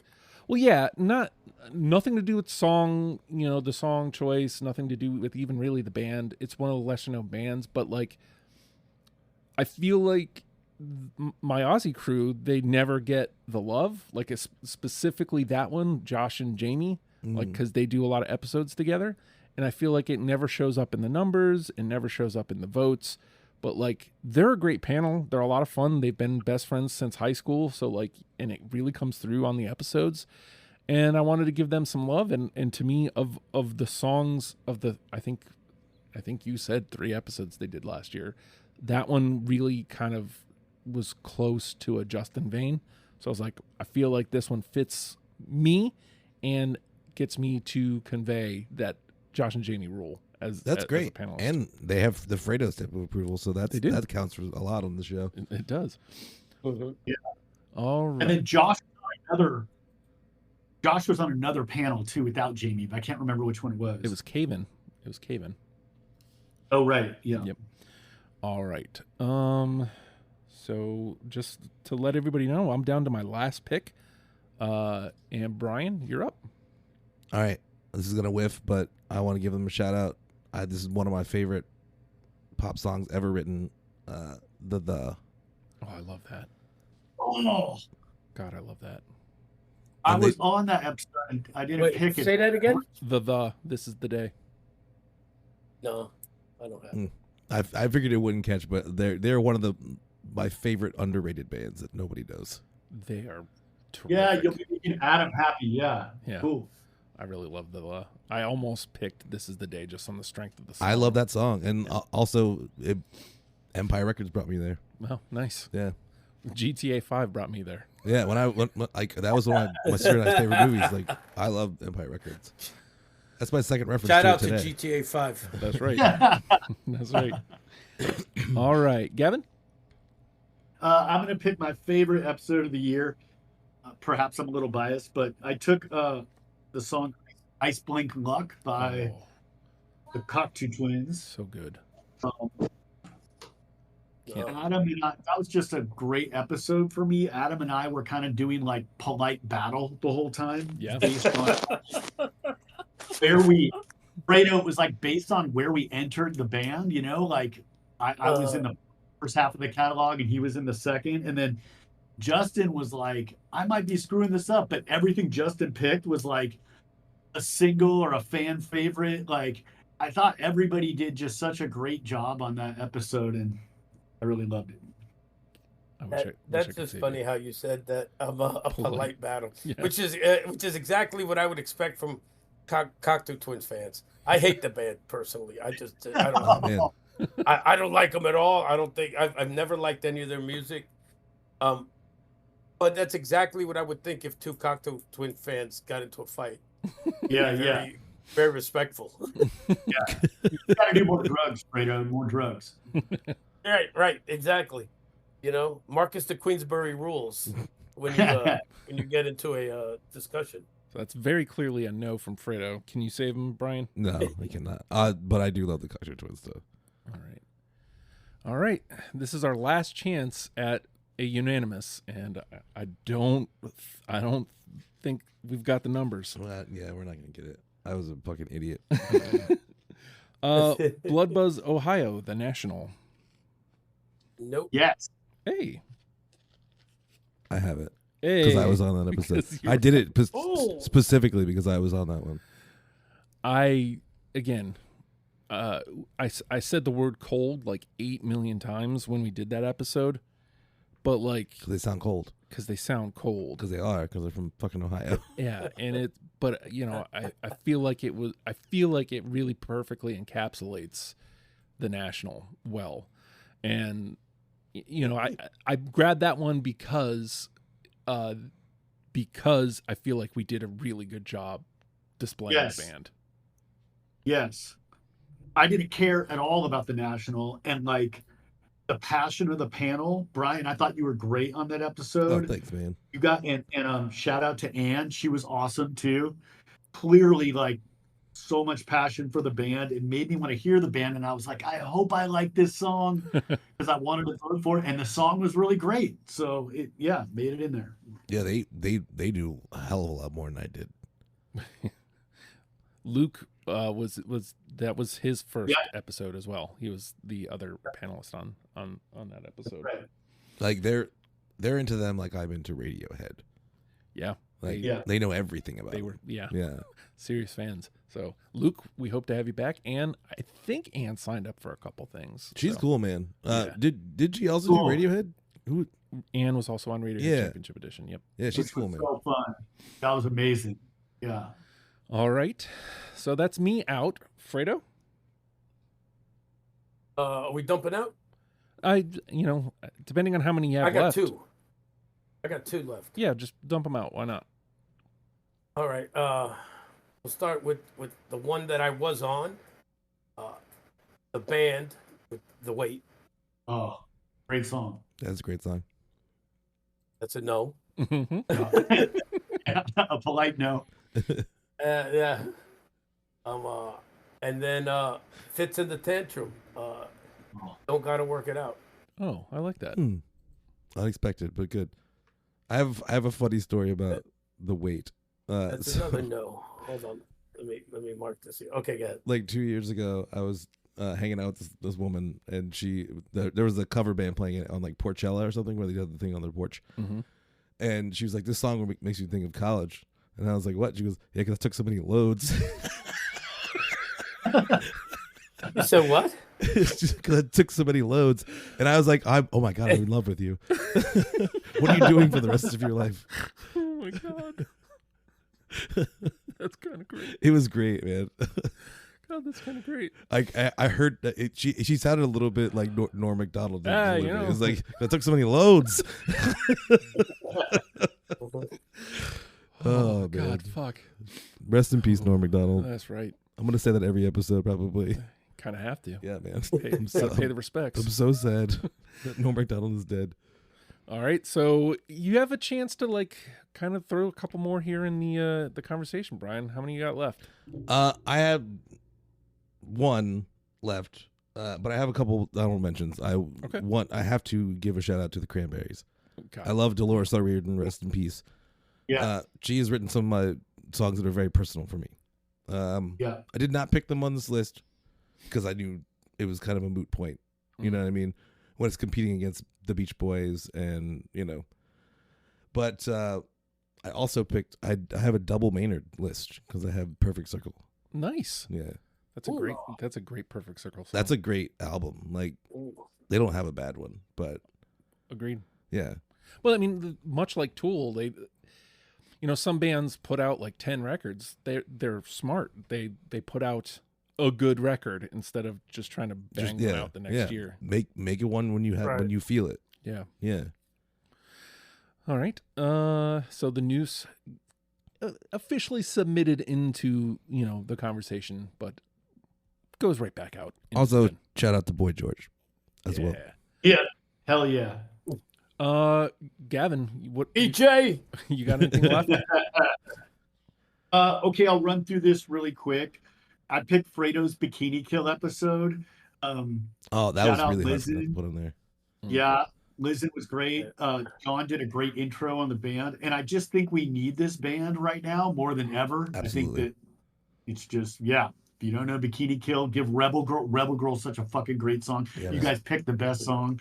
The Pinhead Gunpowder episode was really great. That was a discovery for me. Losers of the Year is such a fantastic song. Dude, Justin, I picked the Bush episode. Hell yeah. I almost Bryan, did. Bryan, Peter, and Christian. I thought that you guys were like, fuck the haters and just did a really great episode on a band that gets, I don't know why they get so maligned either. Bush was awesome. That was the album that Greedy Fly, like that second album is fucking fire. Yeah. Like that. Yeah.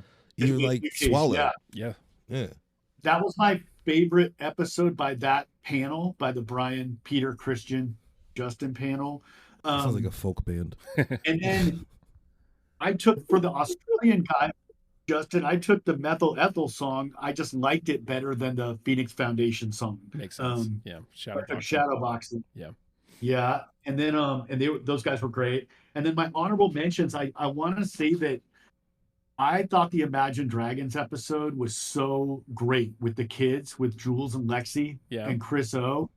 At the end of it, I couldn't pick the song, you know? Yeah. But it was just such a lovely episode. It was just really cool. And my last two honorable mentions. It was Chris's kid, Chris's, I think, oldest, and my youngest. Oh, so it really was the kids. It really, truly was the kids. Yeah. That would have been my no. If I had that veto, I'd be like, nope. I mean, it is funny that band, they're fine. You know what I mean? They're fine. But there was no way I loved that episode because I got to do it with one of my children. Of course. But like, I knew that the song and band didn't really have a chance here. So yeah. Yeah. It was cool. It was really cool. And then my last two shout outs, the Baroness episode with Brandon and Talbert was really good. And I don't even like metal, but I thought it was just really I was surprised to see Baroness on here, actually. Yeah. I like them. Episode. And I want to shout out Waxahachie just because that song, Hollow Bedroom, is so good. Like, I wish it could have made my list.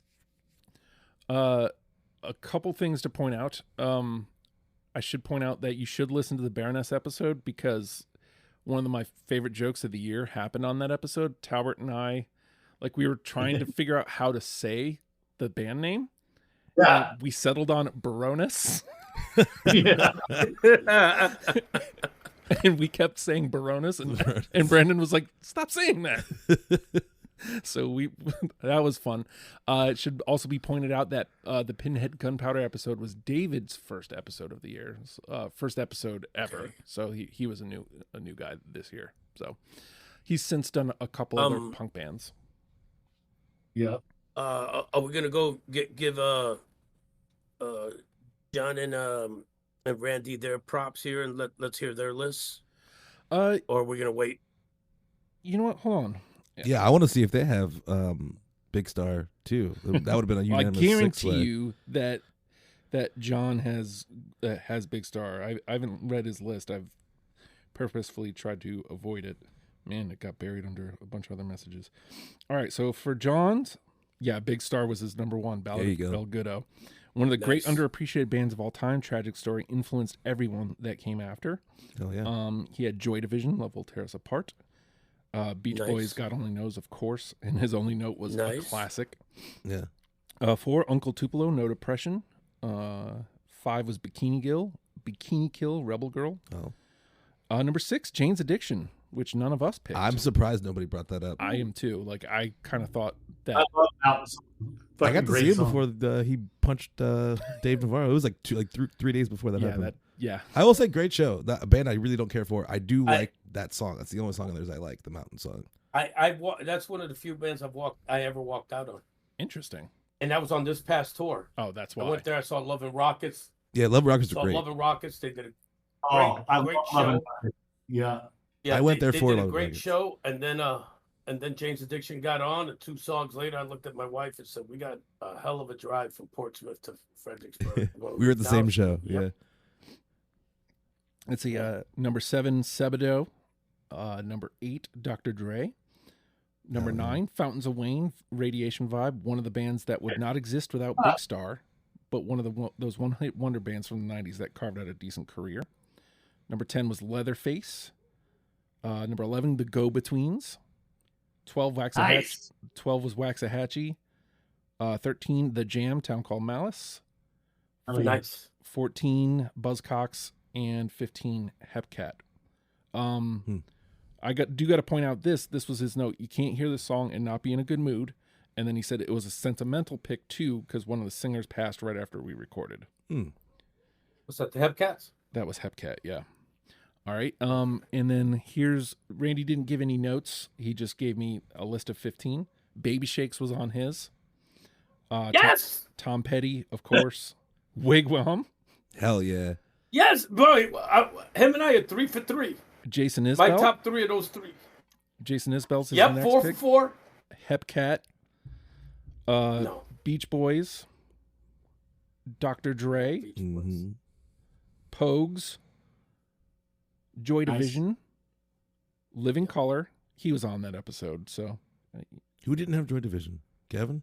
yeah. Yeah. Which is hilarious because they're my favorite. You were literally the one holdout. The one from out of Home. Yeah. all these lists that have come out, yeah.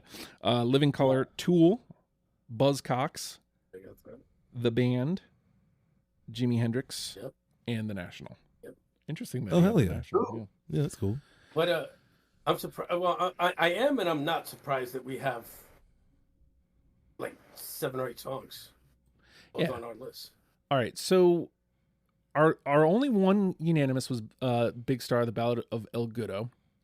Oh wait, before we go into that, what was your absolute no? Yeah, I don't think I had one this year. You know, Gotta do them. Come on.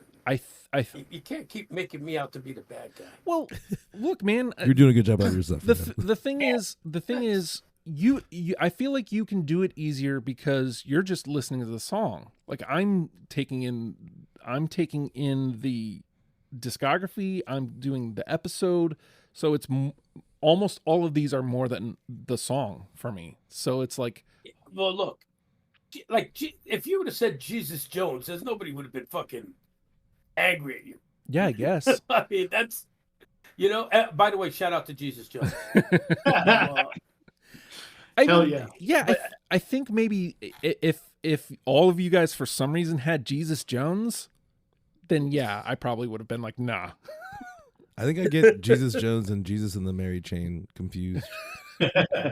Well, it's a big difference. Yeah, bro. Jesus Jones is right here, right now. Yeah. And Jesus and Mary Chain is just like honey, which is my favorite song. Anyway, I'm very proud of nobody picking less than Jake. Thank you guys. I really appreciate that. I mean, maybe I would have, if again for some reason everybody kind of was in on Culture Club, I may have been like, nah, like even though I love, I disagree with that song. Well, that's the problem is there isn't a song where I'd have been like, no, I don't think this belongs in the conversation. Again, like I lived it. Like I put it in this conversation. Yeah. I was part of why it's here. So it's hard to separate that. I mean, there's been a couple that I like. Rolling Stones was not last year, the year before. That was my veto. I vetoed that. That would have been mine too, yeah. I mean, I vetoed it for reasons bigger than Rolling Stones, but like all right. So what do we got here? 1, 2, 3, 4, 5 threes. I feel like we just take these, right? Move them up. Yeah. Man. Beach Boys Joy Division gotta go. Hey, Justin, another stat. We picked 36 of the 51 episodes. So 71, we covered 71% of the episodes. Yeah. See, and that to me is really, That's crazy, man. but that's why, exciting. That's why there's so many, ones, like, because it's not just one artist that we're covering. Like we're covering a year's worth of artists. So, all right. Wait, before you get Gavin, let's give a shout out. Let's give a shout out to the bands that didn't get they got no love. Okay. Men I Trust, Baroness, Jane's Addiction, Hepcat, All, the band that came from the Descendants, Uncle Tupelo, Less Than Jake, Waxahachie, Don K. Sampson, Imagine Dragons, Cave In, which is weird because they got a lot of votes. yeah. Jesus Jones, Fredo's favorite, Cranberries, Culture Club, Live, and that's it. Yep, that's it. Well, first of all, I just wanted to hear you say Jesus Jones. Also, another Live shout out is to Men I Trust. as popular as that band was. I can't believe Live didn't get a mention. That was a big album. Yeah. Yeah. I'll say this, like that episode, much like the Bush one, really kind of well, Bush didn't do it because I liked Bush, but like it recalibrated my thoughts on Live. I don't love them. I I need that. Like, Throwing Copper's a good record. They're just one of those bands. I'm just like, I found out one of my good buddies really loves that band. I was like, oh man, you do have a flaw. We're not friends it's anymore, like seeing dude. God bleed. You're like, oh no. I'll say this: they're not a band that I'm going to like frequently revisit. Throwing Copper is a good record. It rightfully gets. All right, its hold love. on. Full stop though. Live, because they can't be live.com. Their website, I don't know if you're aware of this, is freaksforlive.com. Okay, now based on that, I gotta tell you my live story. Okay. So Ed Kowalczyk, or whatever, however you pronounce his last name. So they played at the Norva, and a bunch of I feel like I told this story to somebody recently, and they were hanging out at a bar called Fahrenheit after the Norva, after their show, and one of the guys from the Norva who had met him comes up to him, he's like, hey Torres, come over here, I've got somebody I want you to meet. And so he drags me across this crowded bar, and there's Ed, and he's like, hey Ed, this is Torres, this is Ed. He's the lead singer of Live. And I was like, yeah, I know who he is. Ed was talking to this girl. And the guy who introduced us obviously had been bothering him all fucking day. And so Ed turns to me, he's like, hey, it's nice to meet you. And I said, it's nice to meet you too. And then he gave me this look with his eyes. It's like, can I go back to talking to this girl? and I was like, you know, it's great to meet you. Hey, I see you're busy. I want to tell you, love the show, love your music. You know, thanks for taking a couple seconds. Yeah. Like, and this relief in his voice, like, man, it was my pleasure. I appreciate it. You take care. You know, as he was like, ooh, thank God this wasn't going to be this long, drawn out thing. Let me go back to this girl. But that's one of those memories that will just like, it's like just dug into my brain because of the fact that I'm big on don't be a dick to your fans. Mm-hmm. Yeah. You know, they're the people who made you, who afforded you this lifestyle that you live. But I'm also big on, hey, don't bother people while they're eating. To get laid. Yeah, really. Yeah. You know. Don't bother people in the fact bathroom. that my buddy, that my buddy introduced me to him, and he took 2 seconds to say, hey, nice to meet you, thank you for the support. But I'm also glad that I was fucking smart enough to understand body language. And he was like, dude, I'm trying to really get some, thanks, bye. So, yeah, it's just one of those things that'll forever stick in my head. I always keep it like short and sweet. Like I've waited on some actors, and one of the biggest directors in Hollywood currently, Christopher McQuarrie, who did all the Mission Impossibles with Tom Cruise, the last couple ones, did The Usual Suspects. Mm-hmm. But like I'll wait on them, and I'll be like, hey, big fan of your work. At the end of it, I'll shake their hand and be like, I'm a really big fan of your work. Like, thank you for coming in. Like, like you don't have to make a big fucking deal because everybody else is gonna make a big deal about it. Right. You know, that's almost like Colin Quinn. You know, let's not make a big deal out of it. You know. Yeah. All right, stupid. You know what? Not a lot of people do Colin Quinn, man. Neither do I, really. Take a listen. I got a Colin Quinn story too. Back in spring break in 1990, one of my best friends in college knew his father was the little league coach of Ted Demme. Ted Demme was a guy who was executive producer of Yo MTV Raps. Okay. So we go backstage, MTV's down there, and he's yelling at the security guy, hey, get Ted Demme, tell him Chris is here. And I'm looking at Chris like, come on, you prove your point. Yeah, you know the world. Let's fucking go on and try to get laid like everybody else during spring break. And Demme comes up, he's like, Chris, what the fuck is up, man? And I'm like, oh shit. And he's like, and Chris is like, hey, can you get it? He's like, hold on. He goes and he gets us backstage passes, which I actually have hanging up on the wall here. And we go backstage and we meet all these people. And you know, and we're having a great time. And we meet Colin Quinn on the last day of spring break.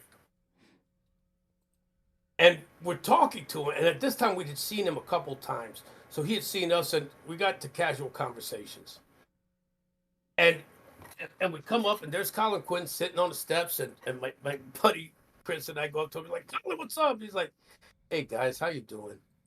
And it's like, what's the matter, Colin? And it's like, it's the last day of spring break. I'm gonna miss all this. And he was down in the dumps over it, and my friend Chris and I are trying to console him. Like, come on, you're Colin Quinn. This doesn't end because you leave Daytona. You're gonna have girls throwing yourself all over the place. Chris and I got to take advantage of this. This is, when you guys leave, this pass means nothing. And he's just and eventually Chris and I had to walk away because he was just bringing us down. But it was just one of those things, like, dude, this is all here for you. It's not the beach. It's you're on MTV. Why are you crying? So that's my Colin Quinn story. Nice. I love it. Let me run down. I'm gonna say Dr. Dre. How we got. Shout out to Colin Quinn. All right, stupid. Let's not make a big deal out of it, So we've got. That was 30 years ago. The Ballad of El Goodo, God Only Knows, Level Tears Apart, Ever Fallen in Love, 46 and 2, Blood Buzz, Ohio are in. Now, how much do we want to weigh in what John and Randy put in? Yeah. Well, only on. I think, my opinion, only on the 2s. Well, right, obviously. Like, the 3s are already in. So. Okay. Dr. Dre. Yeah. How many does that leave left? We've got 4. So, of the 2s that was on both of their lists, Dr. Dre was on both of their lists. Dr. Dre. And I also Well, let's hear. Okay. Yeah, let's go through all of them. I'll go through all the 2s here real quick. Baby Shakes, The Beths, Dr. Dre, Cream, The Pogues, Tom Petty, Live in Color, but it's out because it was Fredo's No, The Jam, Leatherface, Wigwam, TV on the Radio, and the Phoenix Foundation. It should also be pointed out, because Fredo used his veto, that there is one song that the rest of the panel can push through without Fredo's approval. Cool. So only Dr. Dre was on both their lists? I think so. No, Hepcat was on both of their lists, but that was on nobody else's. Yeah. And there's a couple that we already put through. Right. Beach Boys already got put through. Joy Division already got put through. Buzzcocks already got put through. Waxahachie was on John's but not Randy's. Go Betweens was on John's but not Randy's. Leatherface was John's but not Randy's. Fountains of Wayne was John's not Randy's. Sebado was John's not Randy's. I think Jane's was John's but not Randy's. Bikini Kill, Big Star, Uncle Tupelo. Yeah, I think that's it. That's on both of theirs. Okay. Okay, I want to mention this only because this affects one of the bands. And that's I want to pull my vote for Tom Petty. Okay. Tom Petty's a 2. I feel I picked that based on false pretenses. I would not have picked that if it had been Tom Petty and the Heartbreakers versus Tom Petty solo. So I withdraw that. All right. Cool. That's one out. I would have picked Dr. Dre and Tom Petty to go through. I mean, again, it should be noted that it hit 2 panelists, and it's the only one that hit the other 2 panelists' list as well, is Dr. Dre. That's fine. Give me Dr. Dre, and fine you guys with can do whatever the hell you want with the other 2. All right. So, boom. I'm if fine Tom with Petty's that. out. So let's do that. How many had Bikini Kill? Was it a 2 or a 1? I know it was on. I think it was it was a 1 in the conversation, so it doesn't matter. All right. I mean, my instinct is to fight for the Beths here, but like, me and Fredo are the only ones who had it. It didn't hit anybody else's lists. Wigwam. I mean, I do love me some Wigwam. Wigwam. I think I that's who I'm going to fight for. Wigwam. I will fight for Wigwam. Well, I was about. I mean, come on. Do you want to taste it? Do you want Seriously. to? I mean, again, if we're going on just strength of song, and I mean, Wigwam hit Randy's list there, so there is. It's not like it's just out of left field. I'm saying that song is, in its own way, as perfect as the Beach Boys. Like to like get that, to get to know a band from one song. Yeah, that's the best That song on this list in that category of that ilk. And here's the thing too, Justin. If you remember how that episode came out, it literally came out from that one song because none of us had ever heard of the band, let alone anything I still else. haven't. And we heard the one song, and we were like, yeah. We heard the one song, and we were like, we got to hear more about this. That was a true discovery for everybody. Yeah, it was. On that panel. It was. It's like it's got big Andrew WK energy. It does. I love that actually guy. Agree. Yeah. Well, let's get Gavin's thoughts here. Is there anything kind of jumping out at you? So I'm hearing the conversation for Wigwam and Bryan really backing that. I'm hearing the conversation for the Beths and understanding that they got a lot of votes and that they're, relatively new band. Looking at the twos that I picked, TV on the Radio, the Pogues, the Jam, and Leatherface. I mean, we lost Shane McGowan this year from the Pogues. Yeah. Leatherface is a really obscure. That would be a really left field pick. If I was gonna choose from my twos, I would choose the Jam. Ooh, I'm with it, but then I picked them. I'm fine with that. I'm pretty sure. As long as there's room for Wigwam. I'm cement on Wigwam, bro. All right, so the Jam and Wigwam, the last two. Hold on. That's a tight list. No, that's not the last two. We got three. I think we only have two. Dr. Dre. So Yeah. then we have one more, We got one more. and it sounds like Justin was throwing out the Beths on that, which I'd be okay with. More people should know the Beths, and the fact that they found Fredo really says something to me. Oh, I see. It starts at 2. That's why it looks off. Yeah. I was like, it's on number 10, but it starts at 2. Okay. Yeah. I got you. There's one left. But yes, I could be convinced on Baby Shakes, but if you're asking me which band I like better, it's the Beths. They're so fucking catchy, but also so melodic. It's got to be one of those two, though. I think. Well, first of all, are we in agreement with Wigwam? Yes. Yes. Okay, because I gotta keep my list up here. The Jam okay. and Wigwam's in. Wigwam So with are- them, and the Jam is also in. Yes. Was that on Randy or John's list? The Jam. The Jam was on John's. Okay, got it. Cool. So let's hear who we got so far. All right. We got Big Star, the Beach Boys, Tool, Joy Division, Buzzcocks. The National. Who's next? Wait. The National, Yeah. Dr. Dre. Wigwam, and the Jam. Yep. That's a great list, man. Yeah. Very diverse too. Yeah. Mhm. I'm just So saying. we're down to our last one. Right. And look, We need a woman on this list. I know that neither Randy or John picked the Beths, and like that's reason to go with Baby Shakes, but the Beths are one of my favorite discoveries of this show ever, period. End of story. That's strong. I mean technically This is your show. If you want to move it through, man. Well, I'm also trying to do right. I'm trying to convince people. I technically somebody put a different song on a playlist and gave me the playlist, and I was like, oh, this band is cool. And then Christian came in and was like, I heard you say you'd like to do an episode on the Beths, Justin. I'm very keen to do an episode on the Beths.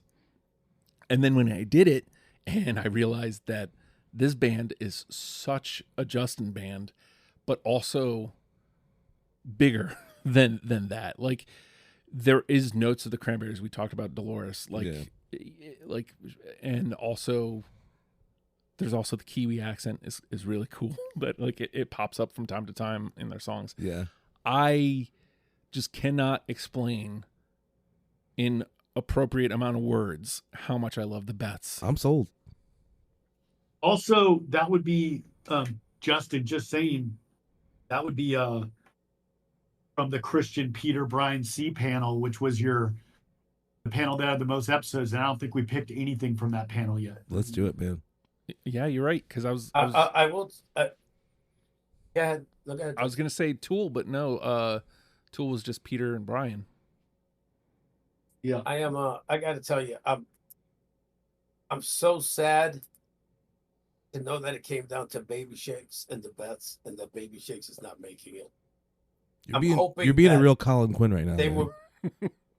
I know I am. I know I am. I just want to say I'm hoping that Baby Shakes was mentioned enough that people will honestly give them a chance, because I feel exactly what you're doing for the Beths, and you know they were on my list, so obviously I'm all about it.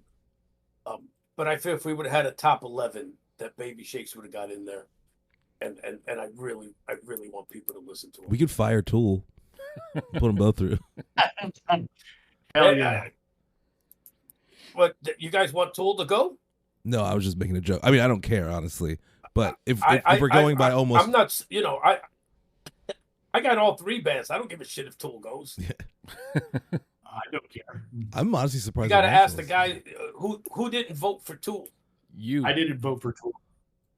Okay, who did? So it went through because we had three. The So we other put all two three people- through. Say that again. It went through because it was one of the threes, Right. and Randy would have made that it doesn't 4. mean we can't fuck it. Yeah, Okay, I mean, so You're right. the guys who voted for Tool, do they give a shit if Tool makes the top 10? no, not at all. I don't care. Not particularly. I would rather have Baby Shakes and the Best in there instead of Tool. There you go. I'm even willing to put the National on that same block too, even though I love them. I think they're a less known band than Tool, so they need more shouts, I think. Yeah. But yeah, I would get rid of one of those two to make room for those two. All right. I look, man. I don't need convincing to put Baby Shakes through, because I want them to get some love too. So, Tool, you're out. Don't Tool. Tool is out. Is that a first? No, Wow. I mean, I guess technically, I mean, because the question was asked, you know, are we just putting the threes through, and we didn't really tackle them one by one. We just kind of put them all through. So if we would, Bryan C and Peter are on the edge of their seat right now. They just got up on the last yard line right before a touchdown. yeah, really. Hey, you know what? Sometimes the defense is just too strong, and you can't punch it through, no matter how good it looks. All right, hilarious. so I mean, I'm with it, man. Like, I think that's our 10. I think we go from there. The Ballad of El Goodo, Big Star, God Only Knows, The Beach Boys, Love Will Tear Us Apart, Joy Division, Ever Fallen in Love, Buzzcocks, Blood Buzz Ohio, hey, Buzz, The National, Nothing But a G Thing, Dr. Dre, Town Call Malice, The Jam, Do You Want to Taste It, Wigwam, Hell yeah. Dying to Believe, The Beths, and On My Way, Baby Shakes rounds out our 10. Boom. That's boom, diverse, man. Boom. It really kind of shows the year minus my panic. It really showcases the year that we had in 2024. And yeah, let's start wrapping this sucker up, because we're getting up there in minutes here. This is like your Oppenheimer episode. I mean, I knew it was going to at least hit 2 hours. It always does. But, you know, because it's an episode and an after the fact all in one. Yeah. So like it's going to be longer. We've done This is such a great list, because it's got big name bands that everybody's heard of.